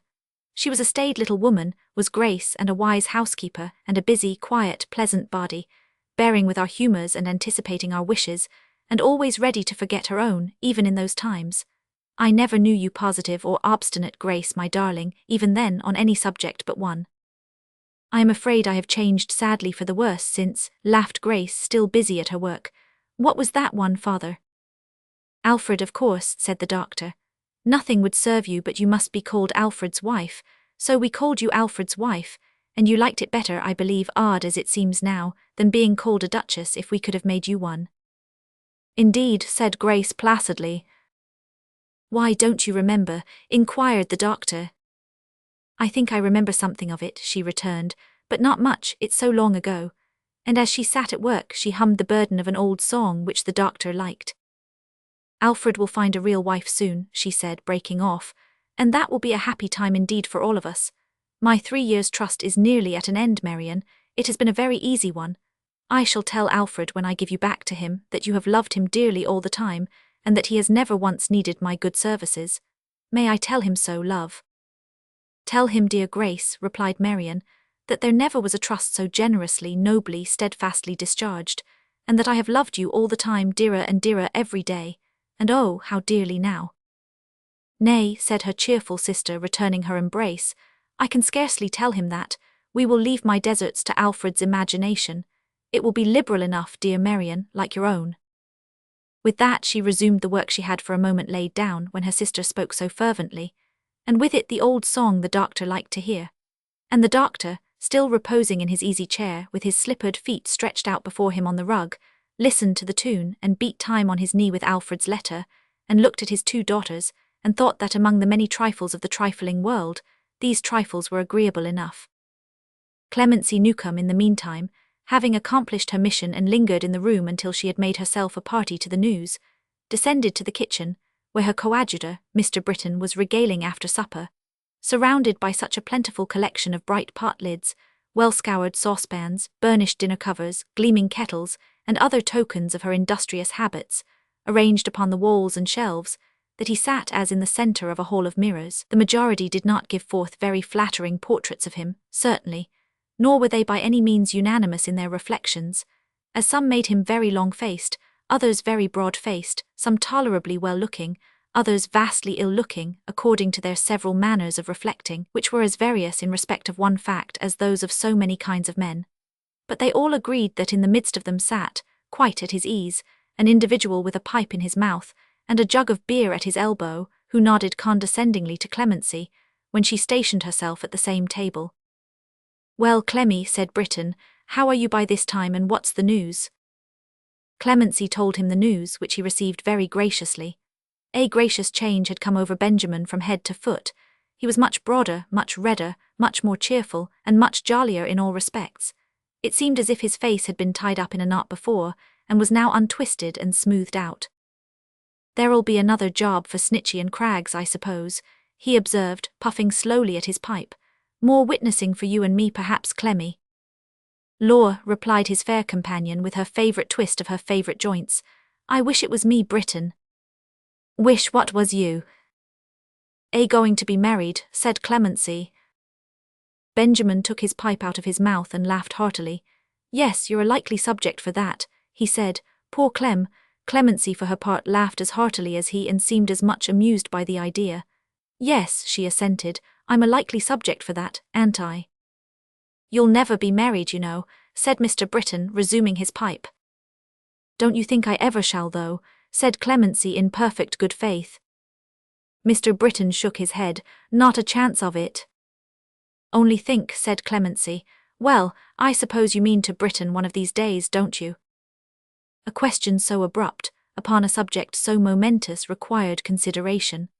After blowing out a great cloud of smoke, and looking at it with his head now on this side and now on that, as if it were actually the question, and he were surveying it in various aspects, Mr. Britain replied that he wasn't altogether clear about it, but, yees, he thought he might come to that at last. "I wish her joy, whoever she may be," cried Clemency. "Oh, she'll have that," said Benjamin, "safe enough.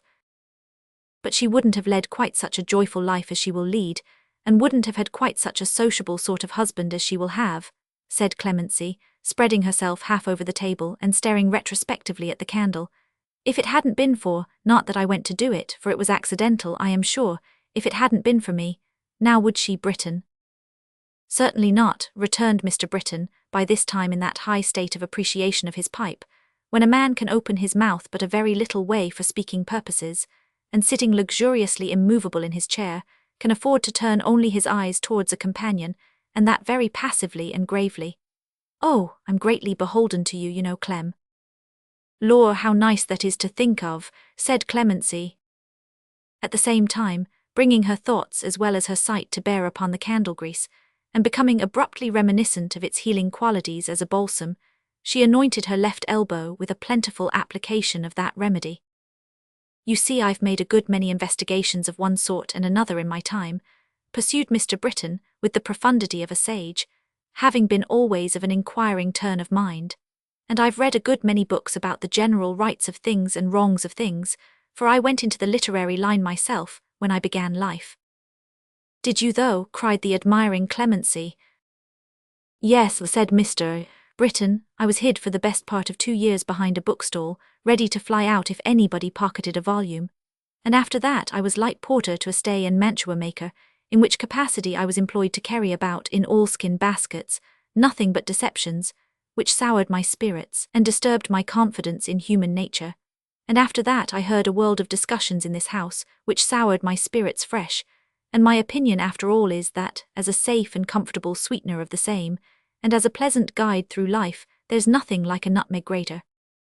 Clemency was about to offer a suggestion, but he stopped her by anticipating it. "Combined," he added gravely, "with a thimble." "Do as you wold, you know, etc., observed Clemency, folding her arms comfortably in her delight at this avowal, and patting her elbows. "Such a short cut, ain't it?" "I'm not sure," said Mr. Britain, "that it's what would be considered good philosophy. I've my doubts about that, but it wears well and saves a quantity of snarling which the genuine article do always. See how you used to go on once yourself, you know, said Clemency. Ah, said Mr. Britton, but the most extraordinary thing, Clemmy, is that I should live to be brought round through you. That's the strange part of it. Through you, why, I suppose you haven't so much as half an idea in your head. Clemency, without taking the least offence, shook it, and laughed and hugged herself and said, no, she didn't suppose she had.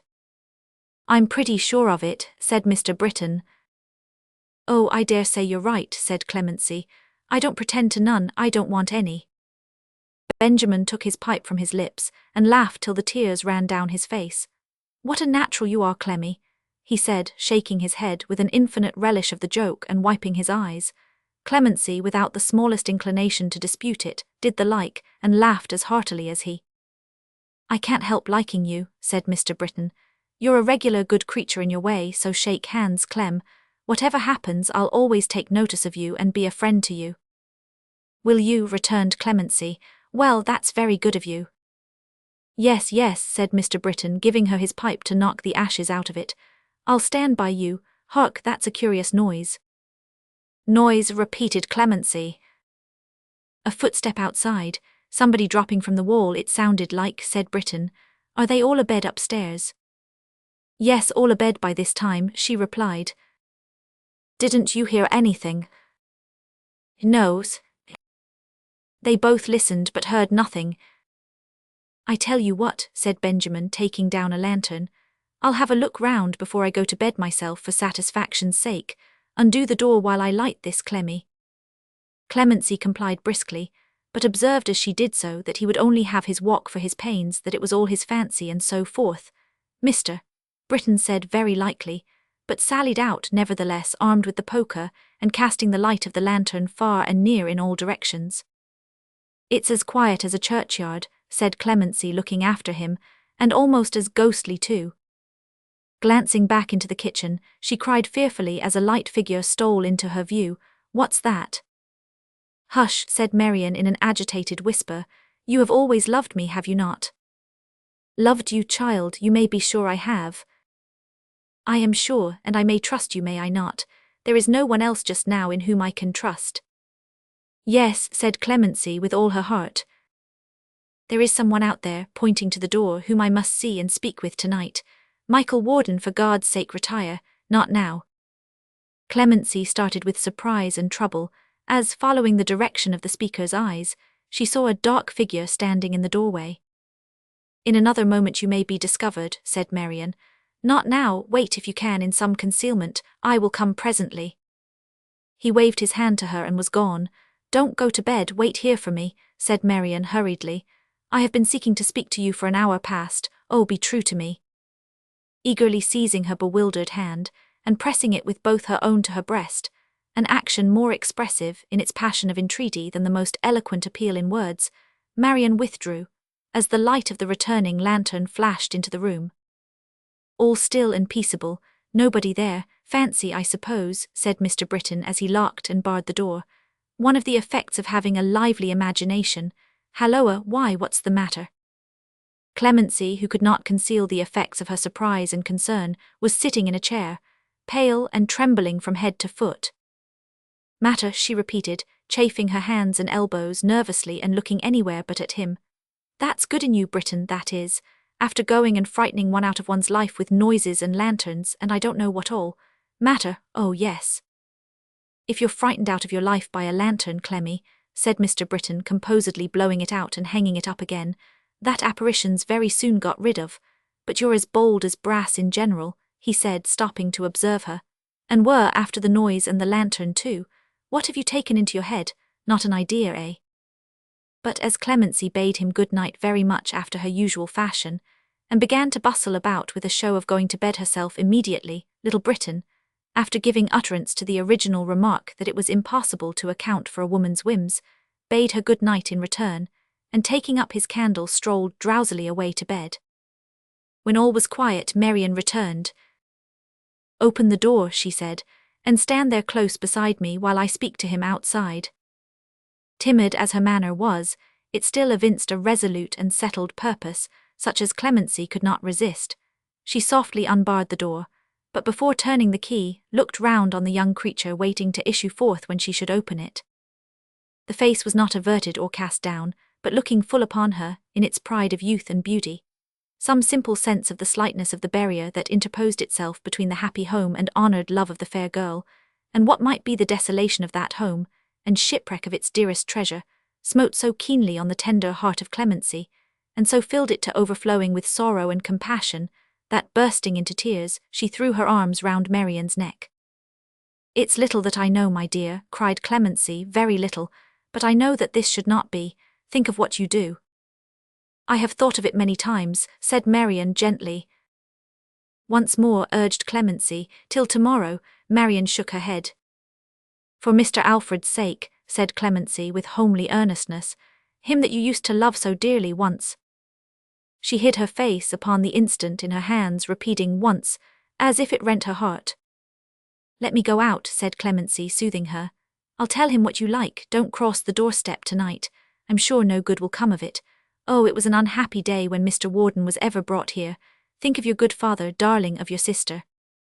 "I have," said Marian, hastily raising her head. "You don't know what I do. I must speak to him. You are the best and truest friend in all the world for what you have said to me, but I must take this step. Will you go with me, Clemency?" She kissed her on her friendly face. "Or shall I go alone?" Sorrowing and wondering, Clemency turned the key and opened the door. Into the dark and doubtful night that lay beyond the threshold, Marian passed quickly, holding by her hand. In the dark night he joined her, and they spoke together earnestly and long, and the hand that held so fast by Clemency's now trembled, now turned deadly cold, now clasped and closed on hers, in the strong feeling of the speech it emphasized unconsciously. When they returned, he followed to the door and, pausing there a moment, seized the other hand and pressed it to his lips. Then, stealthily withdrew. The door was barred and locked again, and once again she stood beneath her father's roof, not bowed down by the secret that she brought there, though so young, but with that same expression on her face for which I had no name before, and shining through her tears. Again she thanked her humble friend, and trusted to her, as she said with confidence implicitly. Her chamber safely reached, she fell upon her knees, and with her secret weighing on her heart could pray. Could rise up from her prayers, so tranquil and serene, and bending over her fond sister in her slumber, look upon her face and smile, though sadly, murmuring as she kissed her forehead, how that Grace had been a mother to her ever, and she loved her as a child.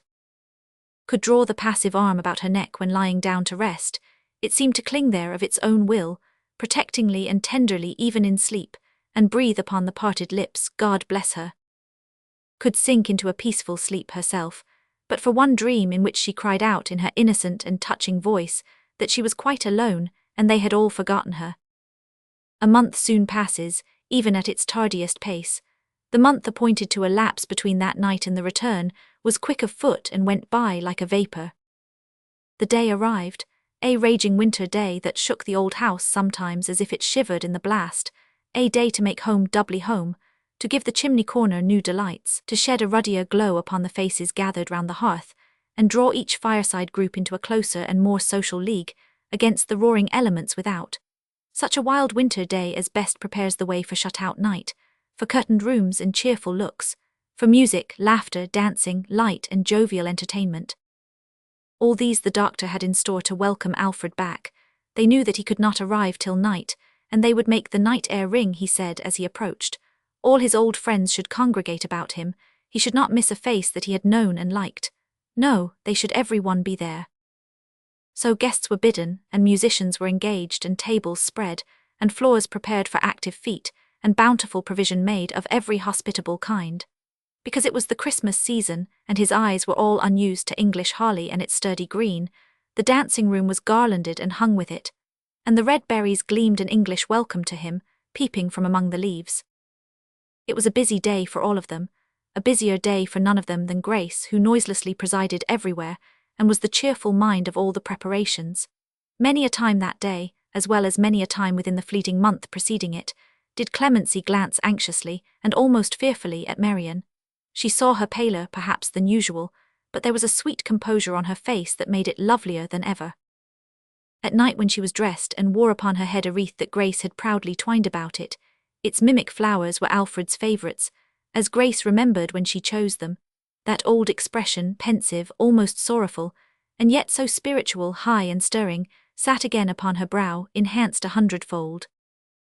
"The next wreath I adjust on this fair head will be a marriage wreath," said Grace, "or I am no true prophet, dear."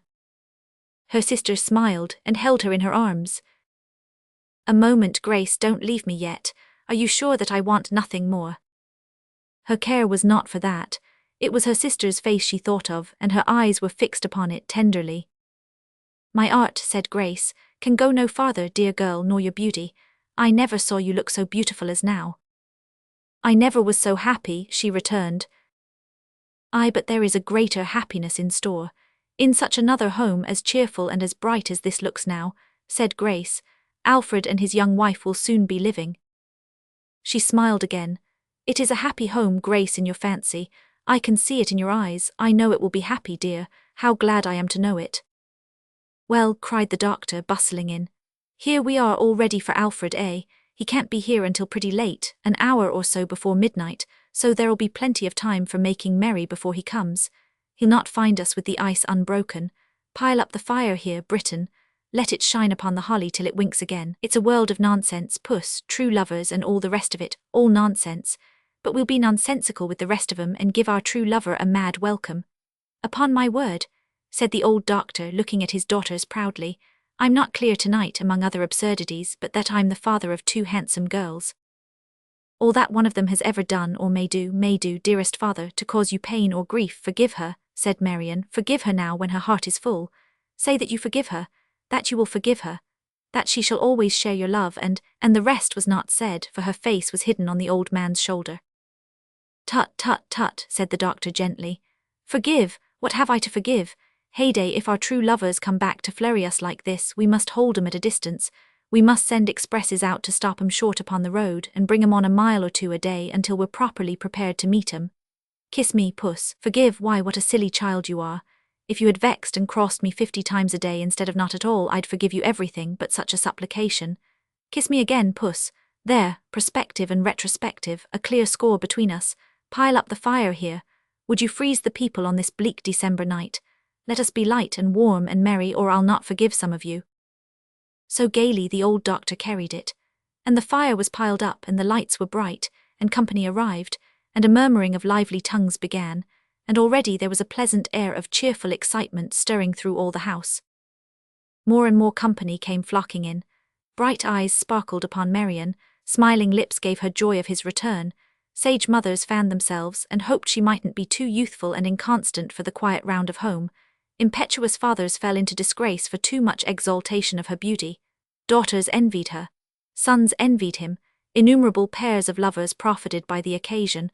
All were interested, animated, and expectant. Mr. and Mrs. Craggs came arm in arm, but Mrs. Snitchey came alone. "Why, what's become of him?" inquired the doctor. The feather of a bird of paradise in Mrs. Snitchey's turban trembled as if the bird of paradise were alive again, when she said that doubtless Mr. Craggs knew. She was never told. "That nasty office," said Mrs. Craggs. "I wish it was burnt down," said Mrs. Snitchey. There's a little matter of business that keeps my partner rather late," said Mr. Craggs, looking uneasily about him. Business, don't tell me," said Mrs. Snitchey. "We know what business means," said Mrs. Craggs.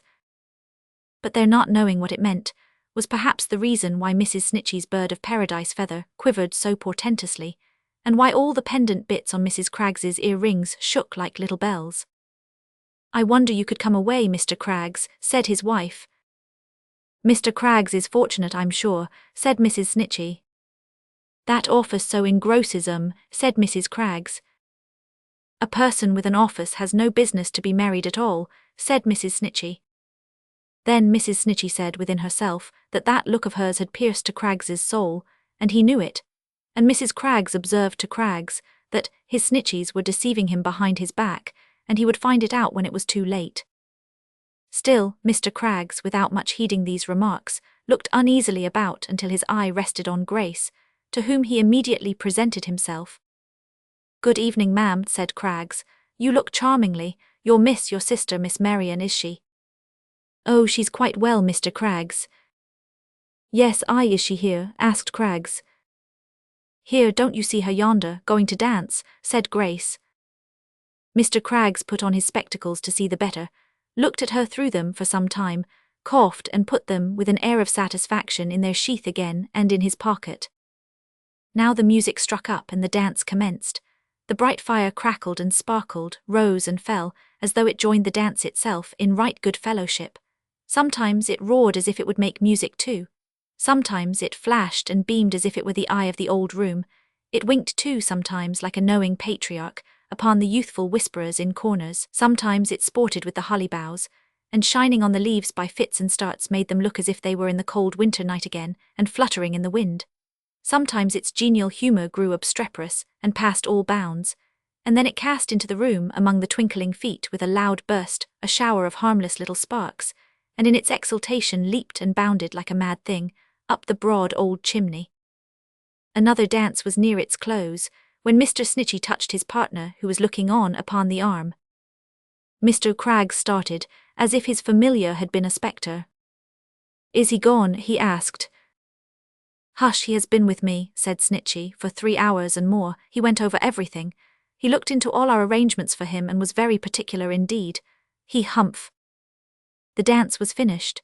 Marian passed close before him as he spoke. She did not observe him or his partner, but looked over her shoulder towards her sister in the distance, as she slowly made her way into the crowd and passed out of their view. "You see, all safe and well," said Mr. Craggs. "He didn't recur to that subject, I suppose?" "Not a word." "And is he really gone? Is he safe away?" "He keeps to his word. He drops down the river with the tide in that shell of a boat of his, and so goes out to sea on this dark night. A daredevil he is before the wind. There's no such lonely road anywhere else, that's one thing. The tide flows, he says, an hour before midnight about this time. I'm glad it's over. Mr. Snitchey wiped his forehead, which looked hot and anxious. "What do you think," said Mr. Craggs, "about—" "Hush," replied his cautious partner, looking straight before him. "I understand you. Don't mention names and don't let us seem to be talking secrets. I don't know what to think, and to tell you the truth I don't care now. It's a great relief. His self-love deceived him, I suppose. Perhaps the young lady coquetted a little. The evidence would seem to point that way. Alfred not arrived." "Not yet," said Mr. Craggs. "Expected every minute." "Good." Mr. Snitchey wiped his forehead again. "It's a great relief. I haven't been so nervous since we've been in partnership. I intend to spend the evening now, Mr. Craggs." Mrs. Craggs and Mrs. Snitchey joined them as he announced this intention. The bird of paradise was in a state of extreme vibration, and the little bells were ringing quite audibly. "It has been the theme of general comment, Mr. Snitchey," said Mrs. Snitchey. "I hope the office is satisfied." "Satisfied with what, my dear?" asked Mr. Snitchey. "With the exposure of a defenceless woman to ridicule and remark," returned his wife. "That is quite in the way of the office, that is." "I really myself," said Mrs. Craggs, "have been so long accustomed to connect the office with everything opposed to domesticity, that I am glad to know it as the avowed enemy of my peace. There is something honest in that, at all events." "My dear," urged Mr. Craggs, "your good opinion is invaluable, but I never avowed that the office was the enemy of your peace." "No," said Mrs. Craggs, ringing a perfect peal upon the little bells. "Not you, indeed. You wouldn't be worthy of the office if you had the candour to." "As to my having been away tonight, my dear," said Mr. Snitchey, giving her his arm, "the deprivation has been mine, I'm sure, but as Mr. Craggs knows—" Mrs. Snitchey cut this reference very short by hitching her husband to a distance, and asking him to look at that man, to do her the favour to look at him. "At which man, my dear?" said Mr. Snitchey. "Your chosen companion. I'm no companion to you, Mr. Snitchey." Yes, you are, my dear," he interposed. No, I'm not," said Mrs. Snitchey with a majestic smile. "I know my station. Will you look at your chosen companion, Mr. Snitchey, at your referee, at the keeper of your secrets, at the man you trust, at your other self, in short?" The habitual association of self with Craggs occasioned Mr. Snitchey to look in that direction. "If you can look that man in the eye this night," said Mrs. Snitchey, "and not know that you are deluded, practised upon, made the victim of his arts, and bent down prostrate to his will, by some unaccountable fascination which it is impossible to explain and against which no warning of mine is of the least avail, all I can say is, I pity you." At the very same moment, Mrs. Craggs was oracular on the cross subject. Was it possible, she said, that Craggs could so blind himself to his snitches as not to feel his true position? Did he mean to say that he had seen his snitches come into that room, and didn't plainly see that there was reservation, cunning, treachery in the man? Would he tell her that his very action, when he wiped his forehead and looked so stealthily about him, didn't show that there was something weighing on the conscience of his precious snitches? If he had a conscience, that wouldn't bear the light. Did anybody but his snitches come to festive entertainments like a burglar? Which, by the way, was hardly a clear illustration of the case, as he had walked in very mildly at the door. And would he still assert to her at noonday, it being nearly midnight, that his snitches were to be justified through thick and thin, against all facts and reason and experience? Neither Snitchy nor Craggs openly attempted to stem the current which had thus set in, but both were content to be carried gently along it, until its force abated. This happened at about the same time as a general movement for a country dance, when Mr. Snitchy proposed himself as a partner to Mrs. Craggs, and Mr. Craggs gallantly offered himself to Mrs. Snitchy, and after some such slight evasions as "Why don't you ask somebody else?" and "You'll be glad, I know, if I decline," and "I wonder you can dance out of the office," but this jocosely now, each lady graciously accepted and took her place. It was an old custom among them, indeed, to do so, and to pair off in like manner at dinners and suppers, for they were excellent friends, and on a footing of easy familiarity. Perhaps the false Craggs and the wicked Snitchy were a recognized fiction with the two wives, as Doe and Roe, incessantly running up and down bailiwicks, were with the two husbands. Or perhaps the ladies had instituted and taken upon themselves these two shares in the business rather than be left out of it altogether. But certain it is that each wife went as gravely and steadily to work in her vocation as her husband did in his, and would have considered it almost impossible for the firm to maintain a successful and respectable existence without her laudable exertions. But now the bird of paradise was seen to flutter down the middle, and the little bells began to bounce and jingle in pausette, and the doctor's rosy face spun round and round like an expressive peg-top highly varnished, and breathless Mr. Craggs began to doubt already whether country dancing had been made too easy, like the rest of life, and Mr. Snitchy, with his nimble cuts and capers, footed it for self and Craggs and half a dozen more. Now, too, the fire took fresh courage, favoured by the lively wind. The dance awakened and burnt clear and high. It was the genius of the room and present everywhere. It shone in people's eyes, it sparkled in the jewels on the snowy necks of girls, it twinkled at their ears as if it whispered to them slyly, it flashed about their waists, it flickered on the ground and made it rosy for their feet, it bloomed upon the ceiling that its glow might set off their bright faces, and it kindled up a general illumination in Mrs. Craggs's little belfry. Now, too, the lively air that fanned it grew less gentle as the music quickened, and the dance proceeded with new spirit, and a breeze arose that made the leaves and berries dance upon the wall as they had often done upon the trees, and the breeze rustled in the room as if an invisible company of fairies, treading in the footsteps of the good, substantial revellers, were whirling after them. Now, too, no feature of the doctor's face could be distinguished as he spun, and now there seemed a dozen birds of paradise in fitful flight, and now there were 1,000 little bells at work, and now a fleet of flying skirts was ruffled by a little tempest, when the music gave in and the dance was over.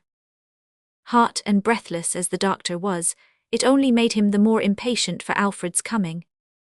"Anything been seen, Britain? Anything been heard?" "Too dark to see far, sir. Too much noise inside the house to hear." "That's right, the gayer welcome for him. How goes the time?" "Just 12, sir. He can't be long, sir." "Stir up the fire and throw another log upon it," said the doctor. "Let him see his welcome blazing out upon the night, good boy, as he comes along." He saw it, yes, from the chaise he caught the light, as he turned the corner by the old church. He knew the room from which it shone. He saw the wintry branches of the old trees between the light and him. He knew that one of those trees rustled musically in the summer time at the window of Marian's chamber. The tears were in his eyes. His heart throbbed so violently that he could hardly bear his happiness. How often he had thought of this time, pictured it under all circumstances, feared that it might never come, yearned and wearied for it, far away. Again the light, distinct and ruddy, kindled he knew to give him welcome and to speed him home. He beckoned with his hand and waved his hat and cheered out loud, as if the light were they and they could see and hear him, as he dashed towards them through the mud and mire triumphantly. Stop, he knew the doctor and understood what he had done. He would not let it be a surprise to them, but he could make it one yet by going forward on foot. If the orchard gate were open, he could enter there; if not, the wall was easily climbed, as he knew of old, and he would be among them in an instant. He dismounted from the chaise, and telling the driver, even that was not easy in his agitation, to remain behind for a few minutes, and then to follow slowly, ran on with exceeding swiftness, tried the gate, scaled the wall, jumped down on the other side, and stood panting in the old orchard. There was a frosty rime upon the trees, which, in the faint light of the clouded moon, hung upon the smaller branches like dead garlands. Withered leaves crackled and snapped beneath his feet, as he crept softly on towards the house. The desolation of a winter night sat brooding on the earth and in the sky, but the red light came cheerily towards him from the windows. Figures passed and repassed there, and the hum and murmur of voices greeted his ear sweetly. Listening for hers, attempting as he crept on to detach it from the rest, and half believing that he heard it, he had nearly reached the door when it was abruptly opened, and a figure coming out encountered his. It instantly recoiled with a half-suppressed cry. "Clemency," he said, "don't you know me?" "Don't come in," she answered, pushing him back. "Go away, don't ask me why, don't come in." "What is the matter?" he exclaimed. "I don't know, I am afraid to think. Go back, hark." There was a sudden tumult in the house. She put her hands upon her ears. A wild scream such as no hands could shut out was heard, and Grace, distraction in her looks and manner, rushed out at the door. "Grace," he caught her in his arms. "What is it? Is she dead?" She disengaged herself as if to recognize his face, and fell down at his feet. A crowd of figures came about them from the house. Among them was her father with a paper in his hand. "What is it?" cried Alfred, grasping his hair with his hands and looking in an agony from face to face as he bent upon his knee beside the insensible girl. "Will no one look at me? Will no one speak to me? Does no one know me? Is there no voice among you all to tell me what it is?" There was a murmur among them. "She is gone." "Gone," he echoed. "Fled, my dear Alfred," said the doctor in a broken voice and with his hands before his face. "Gone from her home and us. Tonight, she writes that she has made her innocent and blameless choice, entreats that we will forgive her, prays that we will not forget her, and is gone." "With whom? Where?" He started up as if to follow in pursuit, but when they gave way to let him pass, looked wildly round upon them, staggered back, and sunk down in his former attitude, clasping one of Grace's cold hands in his own. There was a hurried running to and fro, confusion, noise, disorder, and no purpose. Some proceeded to disperse themselves about the roads, and some took horse, and some got lights, and some conversed together, urging that there was no trace or track to follow. Some approached him kindly with the view of offering consolation. Some admonished him that Grace must be removed into the house and that he prevented it. He never heard them, and he never moved. The snow fell fast and thick. He looked up for a moment in the air and thought that those white ashes strewn upon his hopes and misery were suited to them well. He looked round on the whitening ground and thought how Marian's footprints would be hushed and covered up as soon as made, and even that remembrance of her blotted out. But he never felt the weather, and he never stirred. p. 288 Part the Third. The world had grown 6 years older since that night of the return. It was a warm autumn afternoon, and there had been heavy rain. The sun burst suddenly from among the clouds, and the old battle-ground, sparkling brilliantly and cheerfully at sight of it in one green place, flashed a responsive welcome there, which spread along the countryside as if a joyful beacon had been lighted up, and answered from 1,000 stations. How beautiful the landscape kindling in the light, and that luxuriant influence passing on like a celestial presence, brightening everything. The wood, a sombre mass before, revealed its varied tints of yellow, green, brown, red, its different forms of trees, with raindrops glittering on their leaves and twinkling as they fell. The verdant meadowland, bright and glowing, seemed as if it had been blind a minute since, and now had found a sense of sight wherewith to look up at the shining sky. Cornfields, hedgerows, fences, homesteads, and clustered roofs, the steeple of the church, the stream, the watermill, all sprang out of the gloomy darkness smiling. Birds sang sweetly, flowers raised their drooping heads, fresh scents arose from the invigorated ground, the blue expanse above extended and diffused itself.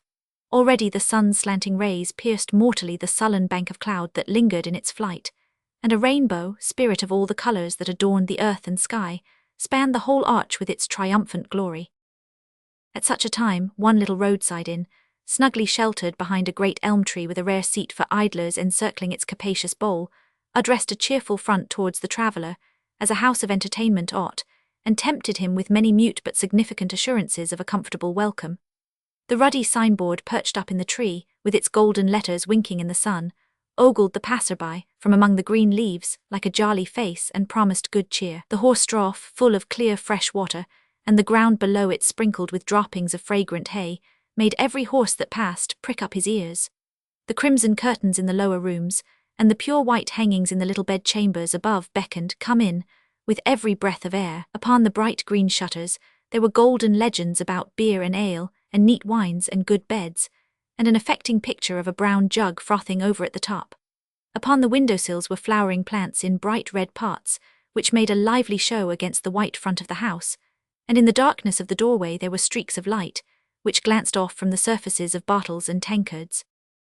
On the doorstep appeared a proper figure of a landlord, too, for though he was a short man he was round and broad and stood with his hands in his pockets, and his legs just wide enough apart to express a mind at rest upon the subject of the cellar, and an easy confidence, too calm and virtuous to become a swagger, in the general resources of the inn. The superabundant moisture, trickling from everything after the late rain, set him off well. Nothing near him was thirsty. Certain top-heavy dahlias, looking over the palings of his neat, well-ordered garden, had swilled as much as they could carry, perhaps a trifle more, and may have been the worse for liquor. But the sweetbriar, roses, wallflowers, the plants at the windows, and the leaves on the old tree were in the beaming state of moderate company that had taken no more than was wholesome for them, and had served to develop their best qualities. Sprinkling dewy drops about them on the ground, they seemed profuse of innocent and sparkling mirth, that did good where it lighted, softening neglected corners which the steady rain could seldom reach, and hurting nothing. This village inn had assumed, on being established, an uncommon sign. It was called the Nutmeg Grater, and underneath that household word was inscribed up in the tree, on the same flaming board, and in the like golden characters, by Benjamin Britten. At a second glance, and on a more minute examination of his face, you might have known that it was no other than Benjamin Britten himself who stood in the doorway, reasonably changed by time, but for the better, a very comfortable host indeed. "Mrs. B," said Mr. Britten, looking down the road, "is rather late. It's tea time." As there was no Mrs. Britten coming, he strolled leisurely out into the road and looked up at the house, very much to his satisfaction. "It's just the sort of house," said Benjamin, "I should wish to stop at if I didn't keep it." Then he strolled towards the garden paling and took a look at the dahlias. They looked over at him with a helpless drowsy hanging of their heads, which bobbed again as the heavy drops of wet dripped off them. "You must be looked after," said Benjamin. "Memorandum not to forget to tell her so, she's a long time coming." Mr. Britten's better half seemed to be by so very much his better half, that his own moiety of himself was utterly cast away and helpless without her. "She hadn't much to do, I think," said Ben. "There were a few little matters of business after market, but not many. Oh, here we are at last." A chaise cart driven by a boy came clattering along the road, and seated in it in a chair with a large, well-saturated umbrella spread out to dry behind her, was the plump figure of a matronly woman, with her bare arms folded across a basket which she carried on her knee, several other baskets and parcels lying crowded around her, and a certain bright good nature in her face and contented awkwardness in her manner, as she jogged to and fro with the motion of her carriage, which smacked of old times, even in the distance. Upon her nearer approach this relish of bygone days was not diminished, and when the cart stopped at the Nutmeg Grater door, a pair of shoes, alighting from it, slipped nimbly through Mr. Britten's open arms, and came down with a substantial weight upon the pathway, which shoes could hardly have belonged to any one but Clemency Newcombe.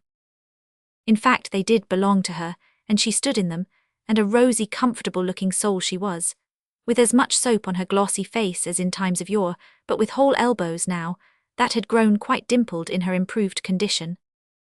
"You're late, Clemmy," said Mr. Britten. "Why, you see, Ben, I've had a deal to do," she replied, looking busily after the safe removal into the house of all the packages and baskets.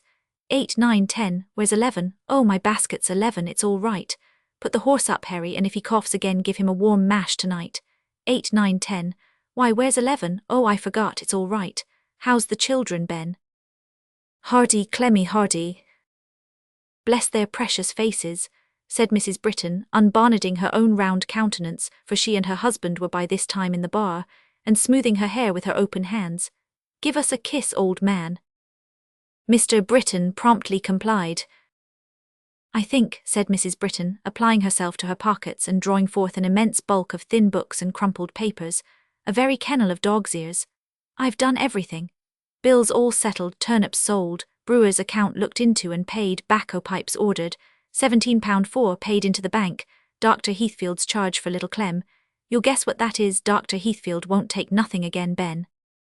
"I thought he wouldn't," returned Ben. "No, he says whatever family you was to have, Ben, he'd never put you to the cost of a halfpenny, not if you was to have 20. Mr. Britton's face assumed a serious expression, and he looked hard at the wall. "Ain't it kind of him?" said Clemency. "Very," returned Mr. Britton. "It's the sort of kindness that I wouldn't presume upon on any account." "No," retorted Clemency. "Of course not. Then there's the pony he fetched £8 too, and that ain't bad, is it?" "It's very good," said Ben. "I'm glad you're pleased," exclaimed his wife. "I thought you would be, and I think that's all, and so no more at present from yours, etc. C. Britton. Ha ha ha, there, take all the papers and lock 'em up. Oh, wait a minute, here's a printed bill to stick on the wall, wet from the printer S. How nice it smells." "What's this?" said Ben, looking over the document. "I don't know," replied his wife. "I haven't read a word of it. To be sold by auction, read the host of the nutmeg grater, unless previously disposed of by private contract." "They always put that," said Clemency. "Yes, but they don't always put this," he returned. "Look here, mansion and see. Offices and see, shrubberies and see, ring fence and see, Messrs. Snitchy and Craggs and see, ornamental portion of the unencumbered freehold property of Michael Warden, Esquire, intending to continue to reside abroad." "Intending to continue to reside abroad," repeated Clemency. "Here it is," said Britton. "Look." "And it was only this very day that I heard it whispered at the old house, that better and plainer news had been half promised of her soon," said Clemency, shaking her head sorrowfully, and patting her elbows as if the recollection of old times unconsciously awakened her old habits. "Dear, dear, dear, there'll be heavy hearts, Ben, yonder." Mr. Britton heaved a sigh and shook his head and said he couldn't make it out. He had left off trying long ago. With that remark he applied himself to putting up the bill just inside the bar window. Clemency, after meditating in silence for a few moments, roused herself, cleared her thoughtful brow, and bustled off to look after the children. Though the host of the nutmeg grater had a lively regard for his good wife, it was of the old patronizing kind, and she amused him mightily. Nothing would have astonished him so much as to have known for certain from any third party that it was she who managed the whole house, and made him, by her plain straightforward thrift, good humour, honesty and industry, a thriving man. So easy it is in any degree of life, as the world very often finds it, to take those cheerful natures that never assert their merit at their own modest valuation, and to conceive a flippant liking of people for their outward oddities and eccentricities, whose innate worth, if we would look so far, might make us blush in the comparison. It was comfortable to Mr. Britton to think of his own condescension in having married Clemency. She was a perpetual testimony to him of the goodness of his heart and the kindness of his disposition, and he felt that her being an excellent wife was an illustration of the old precept that virtue is its own reward. He had finished wafering up the bill, and had locked the vouchers for her day's proceedings in the cupboard, chuckling all the time over her capacity for business, when, returning with the news that the two Master Brittons were playing in the coach-house under the superintendence of one Betsy, and that little Clem was sleeping like a picture, she sat down to tea which had awaited her arrival on a little table. It was a very neat little bar with the usual display of bottles and glasses, a sedate clock right to the minute. It was 5:30, everything in its place and everything furbished and polished up to the very utmost. "It's the first time I've sat down quietly today, I declare," said Mrs. Britton, taking a long breath as if she had sat down for the night, but getting up again immediately to hand her husband his tea and cut him his bread and butter. "How that bill does set me thinking of old times." "Ah," said Mr. Britton, handling his saucer like an oyster and disposing of its contents on the same principle. "That same Mr. Michael Warden," said Clemency, shaking her head at the notice of sale, "lost me my old place." And got you your husband, said Mr. Britton. Well, so he did, retorted Clemency, and many thanks to him. Man's the creature of habit, said Mr. Britton, surveying her over his saucer. I had somehow got used to you, Clem, and I found I shouldn't be able to get on without you, so we went and got made man and wife. Ha ha, who'd have thought it? Who indeed, cried Clemency. It was very good of you, Ben. No, no, no, replied Mr. Britton with an air of self-denial. Nothing worth mentioning. Oh yes it was, Ben, said his wife with great simplicity. I'm sure I think so and am very much obliged to you. Ah, looking again at the bill. When she was known to be gone and out of reach, dear girl, I couldn't help telling for her sake quite as much as theirs, what I knew, could I? You told it anyhow, observed her husband. And Dr. Jedler, pursued Clemency, putting down her teacup and looking thoughtfully at the bill, in his grief and passion turned me out of house and home. I never have been so glad of anything in all my life as that I didn't say an angry word to him, and hadn't any angry feeling towards him even then, for he repented that truly afterwards. How often he has sat in this room and told me over and over again he was sorry for it. The last time only yesterday when you were out. How often he has sat in this room and talked to me hour after hour about one thing and another in which he made believe to be interested, but only for the sake of the days that are gone by, and because he knows she used to like me, Ben. Why, how did you ever come to catch a glimpse of that, Clem? Asked her husband, astonished that she should have a distinct perception of a truth which had only dimly suggested itself to his inquiring mind. I don't know, I'm sure, said Clemency, blowing her tea to cool it. Bless you, I couldn't tell you if you was to offer me a reward of £100. He might have pursued this metaphysical subject, but for her catching a glimpse of a substantial fact behind him, in the shape of a gentleman attired in mourning, and cloaked and booted like a rider on horseback, who stood at the bar door.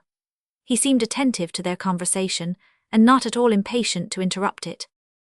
Clemency hastily rose at this sight. Mr. Britton also rose and saluted the guest. Will you please to walk upstairs, sir? There's a very nice room upstairs, sir. Thank you, said the stranger, looking earnestly at Mr. Britton's wife. May I come in here? Oh, surely, if you like, sir, returned Clemency, admitting him. What would you please to want, sir?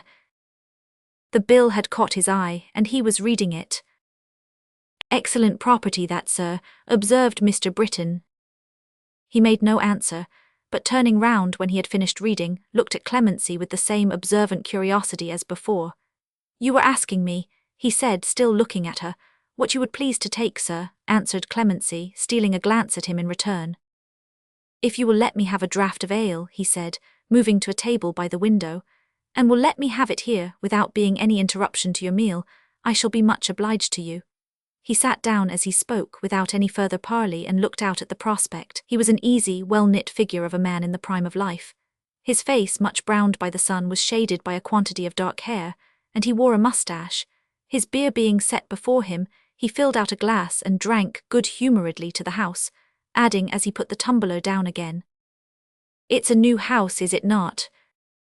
Not particularly new, sir, replied Mr. Britton. Between 5 and 6 years old, said Clemency, speaking very distinctly. I think I heard you mention Dr. Jedler's name as I came in, inquired the stranger. That bill reminds me of him, for I happen to know something of that story by hearsay and through certain connections of mine. Is the old man living? Yes, he's living, sir, said Clemency. Much changed. Since when, sir? Returned Clemency with remarkable emphasis and expression. Since his daughter went away. Yes, he's greatly changed since then, said Clemency. He's grey and old and hasn't the same way with him at all, but I think he's happy now. He has taken on with his sister since then and goes to see her very often. That did him good directly. At first he was sadly broken down, and it was enough to make one's heart bleed to see him wandering about, railing at the world. But a great change for the better came over him after a year or two, and then he began to like to talk about his lost daughter and to praise her, aye, and the world too, and was never tired of saying with the tears in his poor eyes how beautiful and good she was. He had forgiven her then. That was about the same time as Miss Grace's marriage. Britton, you remember. Mr. Britton remembered very well. The sister is married then, returned the stranger. He paused for some time before he asked, to whom? Clemency narrowly escaped oversetting the tea-board, in her emotion at this question. "Did you never hear?" she said. "I should like to hear," he replied, as he filled his glass again and raised it to his lips. "Ah, it would be a long story if it was properly told," said Clemency, resting her chin on the palm of her left hand, and supporting that elbow on her right hand as she shook her head, and looked back through the intervening years as if she were looking at a fire. "It would be a long story, I am sure."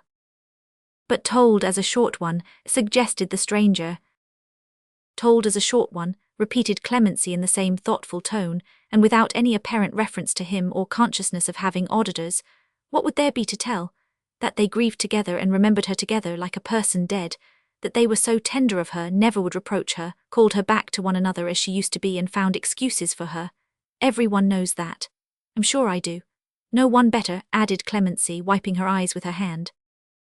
"And so," suggested the stranger. "And so," said Clemency, taking him up mechanically and without any change in her attitude or manner, "they at last were married. They were married on her birthday. It comes round again tomorrow, very quiet, very humble-like, but very happy. Mr. Alfred said one night when they were walking in the orchard, 'Grace, shall our wedding day be Marian's birthday?' And it was." "And they have lived happily together," said the stranger. "Aye," said Clemency, "no two people ever more so, they have had no sorrow but this." She raised her head as with a sudden attention to the circumstances under which she was recalling these events, and looked quickly at the stranger. Seeing that his face was turned toward the window, and that he seemed intent upon the prospect, she made some eager signs to her husband, and pointed to the bill, and moved her mouth as if she were repeating with great energy one word or phrase to him over and over again, as she uttered no sound, and as her dumb motions, like most of her gestures, were of a very extraordinary kind. This unintelligible conduct reduced Mr. Britton to the confines of despair. He stared at the table, at the stranger, at the spoons, at his wife, followed her pantomime with looks of deep amazement and perplexity, asked in the same language, was it property in danger, was it he in danger? Was it she answered her signals with other signals expressive of the deepest distress and confusion, followed the motions of her lips, guessed half aloud milk and water, monthly warning, mice and walnuts, and couldn't approach her meaning.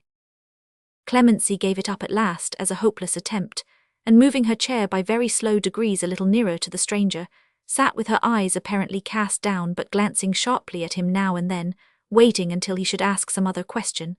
She had not to wait long, for he said presently, "And what is the after-history of the young lady who went away? They know it, I suppose?"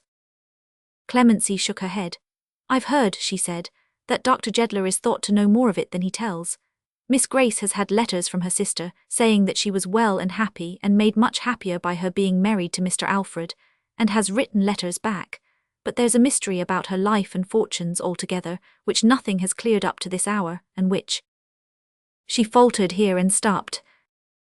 "And which," repeated the stranger. "Which only one other person, I believe, could explain," said Clemency, drawing her breath quickly. "Who may that be?" asked the stranger. "Mr. Michael Warden," answered Clemency, almost in a shriek, at once conveying to her husband what she would have had him understand before, and letting Michael Warden know that he was recognized. "You remember me, sir," said Clemency, trembling with emotion. "I saw just now you did. You remember me that night in the garden. I was with her." "Yes, you were," he said. "Yes, sir," returned Clemency. "Yes, to be sure, this is my husband, if you please. Ben, my dear Ben, run to Miss Grace, run to Mr. Alfred, run somewhere, Ben. Bring somebody here directly." "Stay," said Michael Warden, quietly interposing himself between the door and Britton. "What would you do?"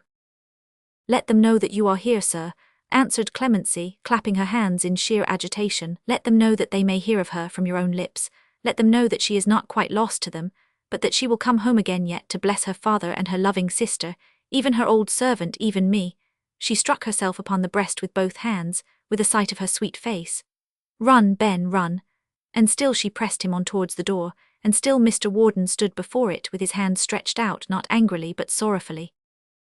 "Or perhaps," said Clemency, running past her husband and catching in her emotion at Mr. Warden's cloak, "perhaps she's here now, perhaps she's close by. I think from your manner she is. Let me see her, sir, if you please. I waited on her when she was a little child. I saw her grow to be the pride of all this place. I knew her when she was Mr. Alfred's promised wife. I tried to warn her when you tempted her away. I know what her old home was when she was like the soul of it, and how it changed when she was gone and lost. Let me speak to her, if you please." He gazed at her with compassion not unmixed with wonder, but he made no gesture of assent. "I don't think she can know," pursued Clemency, "how truly they forgive her, how they love her, what joy it would be to them to see her once more. She may be timorous of going home. Perhaps if she sees me it may give her new heart. Only tell me truly, Mr. Warden, is she with you?" "She is not," he answered, shaking his head. This answer, and his manner, and his black dress, and his coming back so quietly, and his announced intention of continuing to live abroad, explained it all. Marian was dead. He didn't contradict her. Yes, she was dead. Clemency sat down, hid her face upon the table, and cried. At that moment, a grey-headed old gentleman came running in, quite out of breath, and panting so much that his voice was scarcely to be recognized as the voice of Mr. Snitchey. "Good heaven, Mr. Warden," said the lawyer, taking him aside, "what wind has blown?" He was so blown himself that he couldn't get on any further until after a pause, when he added feebly, "You hear?" "An ill wind, I am afraid," he answered. "If you could have heard what has just passed, how I have been besought and entreated to perform impossibilities, what confusion and affliction I carry with me." "I can guess it all, but why did you ever come here, my good sir?" retorted Snitchey. "Come, how should I know who kept the house? When I sent my servant on to you, I strolled in here because the place was new to me, and I had a natural curiosity in everything new and old in these old scenes, and it was outside the town. I wanted to communicate with you first before appearing there. I wanted to know what people would say to me. I see by your manner that you can tell me.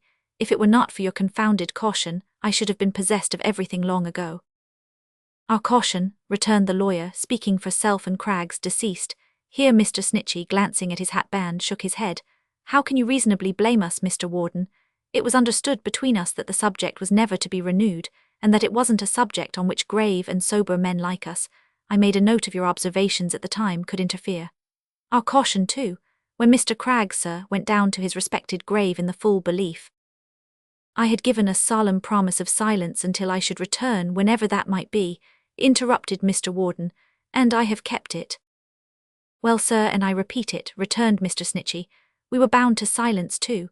We were bound to silence in our duty towards ourselves, and in our duty towards a variety of clients, you among them, who were as close as wax. It was not our place to make inquiries of you on such a delicate subject. I had my suspicions, sir, but it is not 6 months since I have known the truth, and been assured that you lost her." "By whom?" inquired his client. "By Dr. Jedlow himself, sir, who at last reposed that confidence in me voluntarily.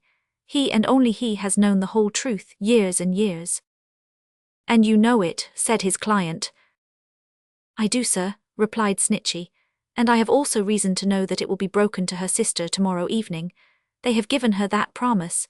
In the meantime, perhaps you'll give me the honour of your company at my house, being unexpected at your own, but not to run the chance of any more such difficulties as you have had here, in case you should be recognised, though you're a good deal changed. I think I might have passed you myself, Mr. Warden. We had better dine here and walk on in the evening. It's a very good place to dine at, Mr. Warden, your own property, by the by. Self and Craggs, deceased, took a chop here sometimes and had it very comfortably served." "Mr. Craggs, sir," said Snitchey, shutting his eyes tight for an instant and opening them again, "was struck off the roll of life too soon." "Heaven forgive me for not condoling with you," returned Michael Warden, passing his hand across his forehead, "but I'm like a man in a dream at present. I seem to want my wits. Mr. Craggs, yes, I am very sorry we have lost Mr. Craggs." But he looked at Clemency as he said it, and seemed to sympathise with Ben, consoling her. "Mr. Craggs, sir," observed Snitchey, "didn't find life, I regret to say, as easy to have and to hold as his theory made it out, or he would have been among us now. It's a great loss to me. He was my right arm, my right leg, my right ear, my right eye, was Mr. Craggs. I am paralytic without him." He bequeathed his share of the business to Mrs. Craggs, her executors, administrators, and assigns. His name remains in the firm to this hour. I try, in a childish sort of a way, to make believe sometimes he's alive. You may observe that I speak for Self and Craggs, deceased, sir, deceased, said the tender-hearted attorney, waving his pocket handkerchief. Michael Warden, who had still been observant of Clemency, turned to Mr. Snitchey when he ceased to speak, and whispered in his ear. "Ah, poor thing," said Snitchey, shaking his head. Yes, she was always very faithful to Marian, she was always very fond of her. Pretty Marian, poor Marian, cheer up, mistress, you are married now, you know. Clemency. Clemency only sighed and shook her head. Well, well, wait till tomorrow, said the lawyer kindly. Tomorrow can't bring back the dead to life, mister, said Clemency, sobbing. No, it can't do that, or it would bring back Mr. Craggs deceased, returned the lawyer. But it may bring some soothing circumstances, it may bring some comfort. Wait till tomorrow. So Clemency, shaking his proffered hand, said she would, and Britain, who had been terribly cast down at sight of his despondent wife, which was like the business hanging its head, said that was right, and Mr. Snitchy and Michael Warden went upstairs, and there they were soon engaged in a conversation so cautiously conducted that no murmur of it was audible above the clatter of plates and dishes, the hissing of the frying pan, the bubbling of saucepans, the low monotonous waltzing of the jack, with a dreadful click every now and then as if it had met with some mortal accident to its head, in a fit of giddiness, and all the other preparations in the kitchen for their dinner. Tomorrow was a bright and peaceful day, and nowhere were the autumn tints more beautifully seen than from the quiet orchard of the doctor's house. The snows of many winter nights had melted from that ground, the withered leaves of many summer times had rustled there since she had fled. The honeysuckle porch was green again, the trees cast bountiful and changing shadows on the grass, the landscape was as tranquil and serene as it had ever been. But where was she? Not there, not there. She would have been a stranger sight in her old home now, even than that home had been at first without her. But a lady sat in the familiar place from whose heart she had never passed away, in whose true memory she lived, unchanging, youthful, radiant with all promise and all hope, in whose affection, and it was a mother's now, there was a cherished little daughter playing by her side. She had no rival, no successor, upon whose gentle lips her name was trembling then. The spirit of the lost girl looked out of those eyes of Grace, her sister, sitting with her husband in the orchard on their wedding day and his and Marian's birthday. He had not become a great man, he had not grown rich, he had not forgotten the scenes and friends of his youth, he had not fulfilled any one of the doctor's old predictions, but in his useful, patient, unknown visiting of poor men's homes, and in his watching of sick beds, and in his daily knowledge of the gentleness and goodness flowering the bypaths of this world, not to be trodden down beneath the heavy foot of poverty, but springing up, elastic in its track, and making its way beautiful. He had better learned and proved in each succeeding year the truth of his old faith. The manner of his life, though quiet and remote, had shown him how often men still entertained angels, unawares as in the olden time, and how the most unlikely forms, even some that were mean and ugly to the view and poorly clad, became irradiated by the couch of sorrow, want, and pain, and changed to ministering spirits with a glory round their heads. He lived to better purpose on the altered battle-ground, perhaps, than if he had contended restlessly in more ambitious lists, and he was happy with his wife, dear Grace. And Marian, had he forgotten her? The time has flown, dear Grace, he said, since then, they had been talking of that night, and yet it seems a long, long while ago. We count by changes and events within us, not by years. Yet we have years to count by, too, since Marian was with us, returned Grace. 6 times, dear husband, counting tonight as one, we have sat here on her birthday and spoken together of that happy return, so eagerly expected and so long deferred. Ah, when will it be? When will it be? Her husband attentively observed her, as the tears collected in her eyes, and drawing nearer said, But Marian told you, in that farewell letter which she left for you upon your table, love, and which you read so often, that years must pass away before it could be. Did she not? She took a letter from her breast and kissed it and said yes. That through these intervening years, however happy she might be, she would look forward to the time when you would meet again, and all would be made clear, and that she prayed you trustfully and hopefully to do the same. The letter runs so, does it not, my dear? Yes, Alfred. And every other letter she has written since, except the last, some months ago, in which she spoke of you, and what you then knew, and what I was to learn tonight.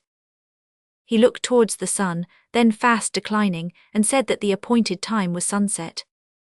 Alfred, said Grace, laying her hand upon his shoulder earnestly, there is something in this letter, this old letter which you say I read so often, that I have never told you. But tonight, dear husband, with that sunset drawing near, and all our life seeming to soften and become hushed with the departing day, I cannot keep it secret. What is it, love? When Marian went away, she wrote me here that you had once left her a sacred trust to me, and that now she left you, Alfred, such a trust in my hands, praying and beseeching me as I loved her, and as I loved you, not to reject the affection she believed, she knew, she said, you would transfer to me when the new wound was healed, but to encourage and return it. And make me a proud and happy man again, Grace, did she say so? She meant to make myself so blessed and honored in your love, was his wife's answer as he held her in his arms. Hear me, my dear, he said, no, hear me so, and as he spoke he gently laid the head she had raised again upon his shoulder. I know why I have never heard this passage in the letter until now. I know why no trace of it ever showed itself in any word or look of yours at that time. I know why Grace, although so true a friend to me, was hard to win to be my wife, and knowing it my own, I know the priceless value of the heart I gird within my arms, and thank God for the rich possession. She wept, but not for sorrow, as he pressed her to his heart. After a brief space he looked down at the child, who was sitting at their feet playing with a little basket of flowers, and bade her look how golden and how red the sun was.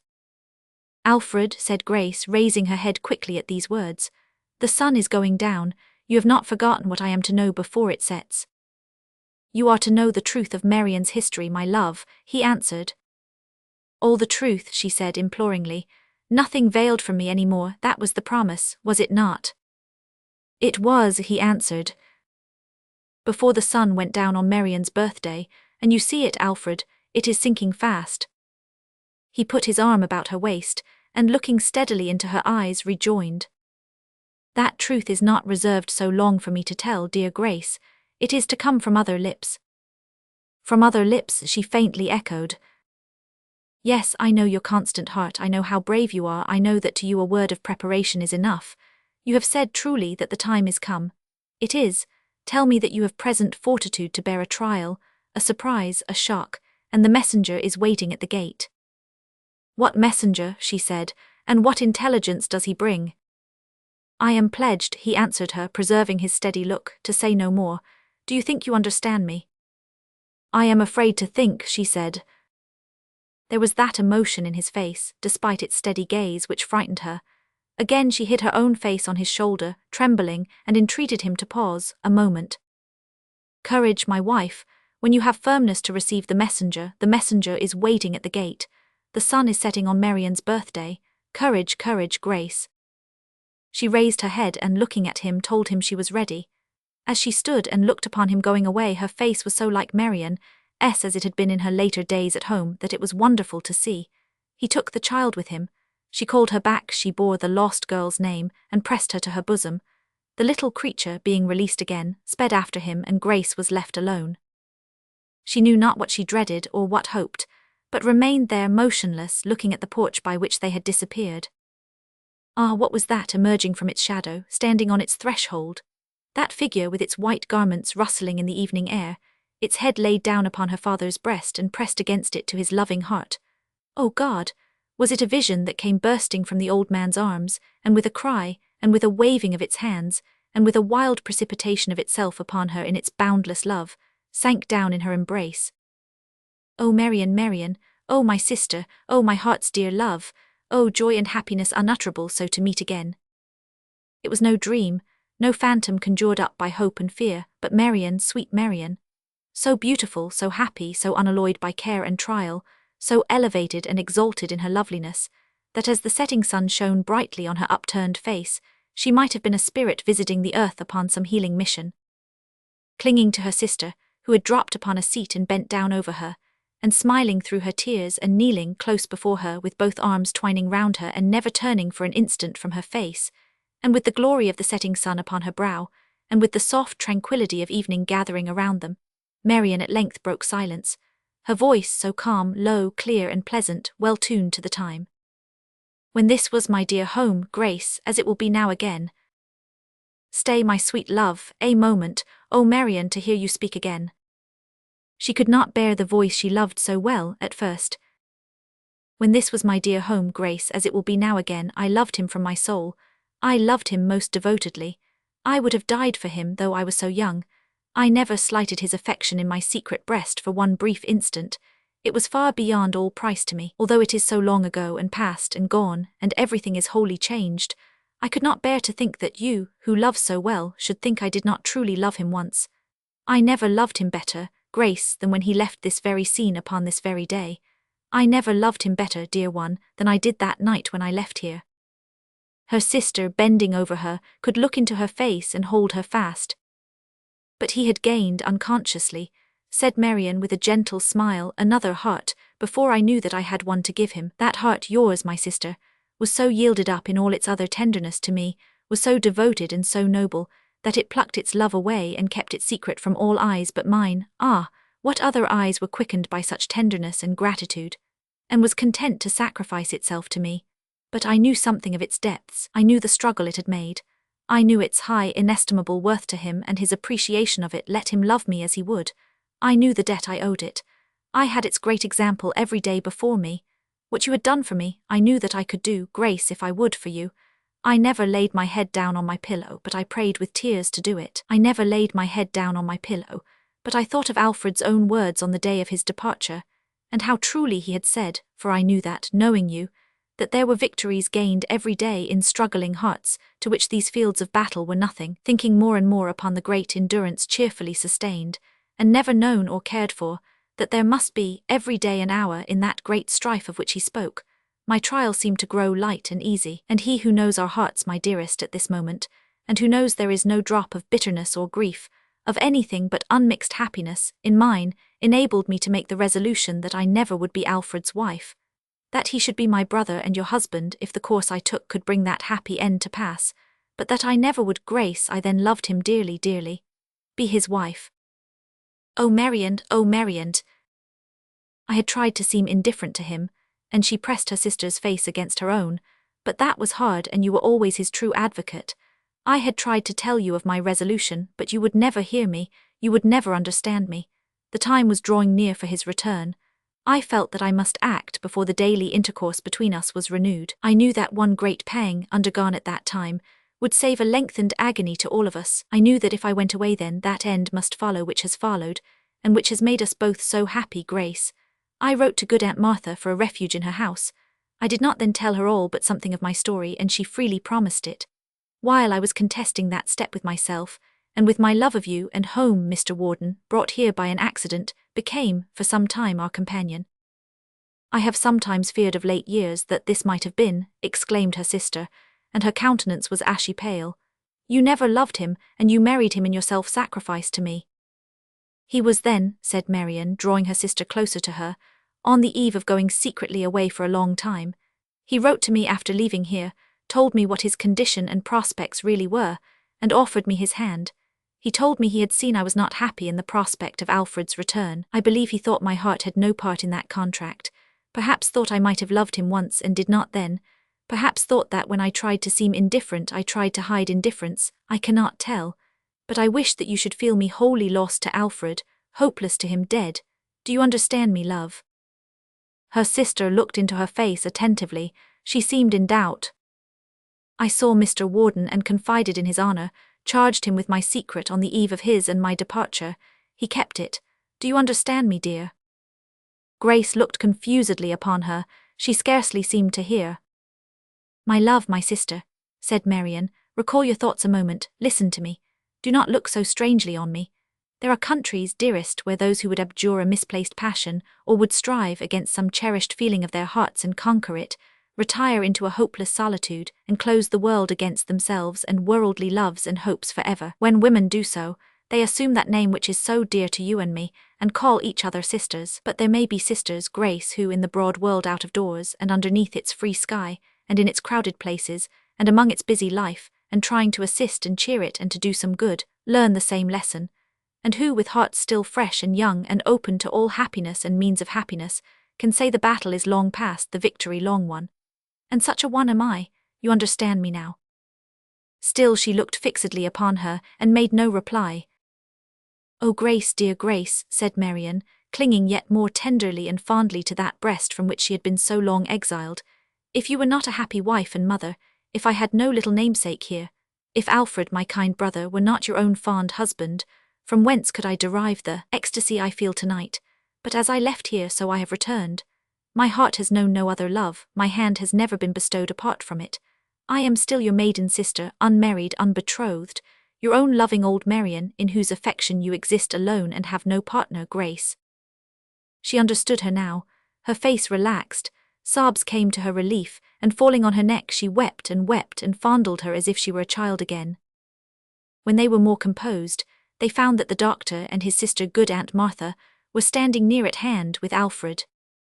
"This is a weary day for me," said good Aunt Martha, smiling through her tears as she embraced her nieces, "for I lose my dear companion in making you all happy, and what can you give me in return for my Marian?" "A converted brother," said the doctor. "That's something to be sure," retorted Aunt Martha, "in such a farce as—" "No, pray don't," said the doctor penitently. "Well, I won't," replied Aunt Martha, "but I consider myself ill-used. I don't know what's to become of me without my Marian, after we have lived together half a dozen years." "You must come and live here, I suppose," replied the doctor. "We shan't quarrel now, Martha." "Or you must get married, Aunt," said Alfred. "Indeed," returned the old lady, "I think it might be a good speculation if I were to set my cap at Michael Warden, who, I hear, is come home much the better for his absence in all respects. But as I knew him when he was a boy, and I was not a very young woman then, perhaps he mightn't respond. So I'll make up my mind to go and live with Marian when she marries, and until then it will not be very long, I dare say, to live alone. What do you say, brother?" "I've a great mind to say it's a ridiculous world altogether, and there's nothing serious in it," observed the poor old doctor. "You might take 20 affidavits of it if you chose, Anthony," said his sister, "but nobody would believe you with such eyes as those." "It's a world full of hearts," said the doctor, hugging his youngest daughter and bending across her to hug Grace, for he couldn't separate the sisters, "and a serious world with all its folly, even with mine, which was enough to have swamped the whole globe. And it is a world on which the sun never rises, but it looks upon 1,000 bloodless battles that are some set off against the miseries and wickedness of battlefields. And it is a world we need be careful how we libel, heaven forgive us, for it is a world of sacred mysteries, and its creator only knows what lies beneath the surface of his lightest image. You would not be the better pleased with my rude pen, if it dissected and laid open to your view the transports of this family, long severed and now reunited. Therefore I will not follow the poor doctor through his humbled recollection of the sorrow he had had, when Marian was lost to him, nor will I tell how serious he had found that world to be, in which some love deep anchored is the portion of all human creatures, nor how such a trifle as the absence of one little unit in the great absurd account had stricken him to the ground, nor how in compassion for his distress his sister had long ago revealed the truth to him by slow degrees, and brought him to the knowledge of the heart of his self-banished daughter, and to that daughter's side. Nor how Alfred Heathfield had been told the truth, too, in the course of that then current year, and Marian had seen him, and had promised him as her brother, that on her birthday in the evening Grace should know it from her lips at last. "I beg your pardon, doctor," said Mr. Snitchey, looking into the orchard, "but have I liberty to come in?" Without waiting for permission, he came straight to Marian and kissed her hand quite joyfully. "If Mr. Craggs had been alive, my dear Miss Marian," said Mr. Snitchey, "he would have had great interest in this occasion. It might have suggested to him, Mr. Alfred, that our life is not too easy perhaps, that, taken altogether, it will bear any little smoothing we can give it. But Mr. Craggs was a man who could endure to be convinced, sir. He was always open to conviction. If he were open to conviction now, this is weakness. Mrs. Snitchey, my dear," at his summons that lady appeared from behind the door, "you are among old friends." Mrs. Snitchey, having delivered her congratulations, took her husband aside. "One moment, Mr. Snitchey," said that lady. "It is not in my nature to rake up the ashes of the departed." "No, my dear," returned her husband. "Mr. Craggs is—" "Yes, my dear, he is deceased," said Snitchey. "But I ask you if you recollect," pursued his wife, "that evening of the ball. I only ask you that. If you do, and if your memory has not entirely failed you, Mr. Snitchey, and if you are not absolutely in your dotage, I ask you to connect this time with that, to remember how I begged and prayed you on my knees." "Upon your knees, my dear," said Mr. Snitchey. "Yes," said Mrs. Snitchey confidently, "and you know it, to beware of that man, to observe his eye, and now to tell me whether I was right, and whether at that moment he knew secrets which he didn't choose to tell." "Mrs. Snitchey," returned her husband in her ear, "Madam, did you ever observe anything in my eye?" No, said Mrs. Snitchey sharply, don't flatter yourself. Because, madam, that night, he continued, twitching her by the sleeve, it happens that we both knew secrets which we didn't choose to tell, and both knew just the same professionally. And so the less you say about such things the better, Mrs. Snitchey, and take this as a warning to have wiser and more charitable eyes another time. Miss Marian, I brought a friend of yours along with me. Here, mistress. Poor Clemency, with her apron to her eyes, came slowly in, escorted by her husband, the latter doleful with the presentiment that if she abandoned herself to grief, the nutmeg grater was done for. Now, mistress, said the lawyer, checking Marian as she ran towards her, and interposing himself between them, what's the matter with you? The matter, cried poor Clemency, when, looking up in wonder and in indignant remonstrance, and in the added emotion of a great roar from Mr. Britton, and seeing that sweet face so well remembered close before her, she stared, sobbed, laughed, cried, screamed, embraced her, held her fast, released her, fell on Mr. Snitchey and embraced him, much to Mrs. Snitchey's indignation, fell on the doctor and embraced him, fell on Mr. Britton and embraced him, and concluded by embracing herself, throwing her apron over her head and going into hysterics behind it. A stranger had come into the orchard after Mr. Snitchey, and had remained apart near the gate without being observed by any of the group, for they had little spare attention to bestow, and that had been monopolized by the ecstasies of Clemency. He did not appear to wish to be observed, but stood alone with downcast eyes, and there was an air of dejection about him, though he was a gentleman of a gallant appearance, which the general happiness rendered more remarkable.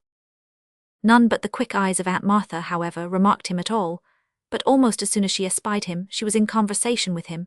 Presently, going to where Marian stood with Grace and her little namesake, she whispered something in Marian's ear, at which she started and appeared surprised, but soon recovering from her confusion, she timidly approached the stranger in Aunt Martha's company, and engaged in conversation with him too. Mr. Britton, said the lawyer, putting his hand in his pocket, and bringing out a legal-looking document while this was going on, I congratulate you. You are now the whole and sole proprietor of that freehold tenement, at present occupied and held by yourself as a licensed tavern, or house of public entertainment, and commonly called or known by the sign of the nutmeg grater. Your wife lost one house, through my client Mr. Michael Warden, and now gains another. I shall have the pleasure of canvassing you for the county, one of these fine mornings. Would it make any difference in the vote if the sign was altered, sir? Asked Britton. Not in the least, replied the lawyer. Then, said Mr. Britton, handing him back the conveyance, just clap in the words, and thimble, will you be so good, and I'll have the two mottos painted up in the parlour instead of my wife's portrait. And let me, said a voice behind them, it was the stranger's, Michael Warden S., let me claim the benefit of those inscriptions. Mr. Heathfield and Dr. Jedler, I might have deeply wronged you both. That I did not is no virtue of my own. I will not say that I am 6 years wiser than I was, or better, but I have known at any rate that term of self-reproach. I can urge no reason why you should deal gently with me. I abused the hospitality of this house, and learnt by my own demerits with a shame I never have forgotten, yet with some profit too I would fain hope from one, he glanced at Marian, to whom I made my humble supplication for forgiveness when I knew her merit and my deep unworthiness. In a few days I shall quit this place for ever. I entreat your pardon. Do as you would be done by. Forget and forgive. Time, from whom I had the latter portion of this story, and with whom I have the pleasure of a personal acquaintance of some 35 years' duration, informed me, leaning easily upon his scythe, that Michael Warden never went away again, and never sold his house but opened it afresh, maintained a golden means of hospitality, and had a wife, the pride and honour of that countryside, whose name was Marian. But, as I have observed that time confuses facts occasionally, I hardly know what weight to give to his authority.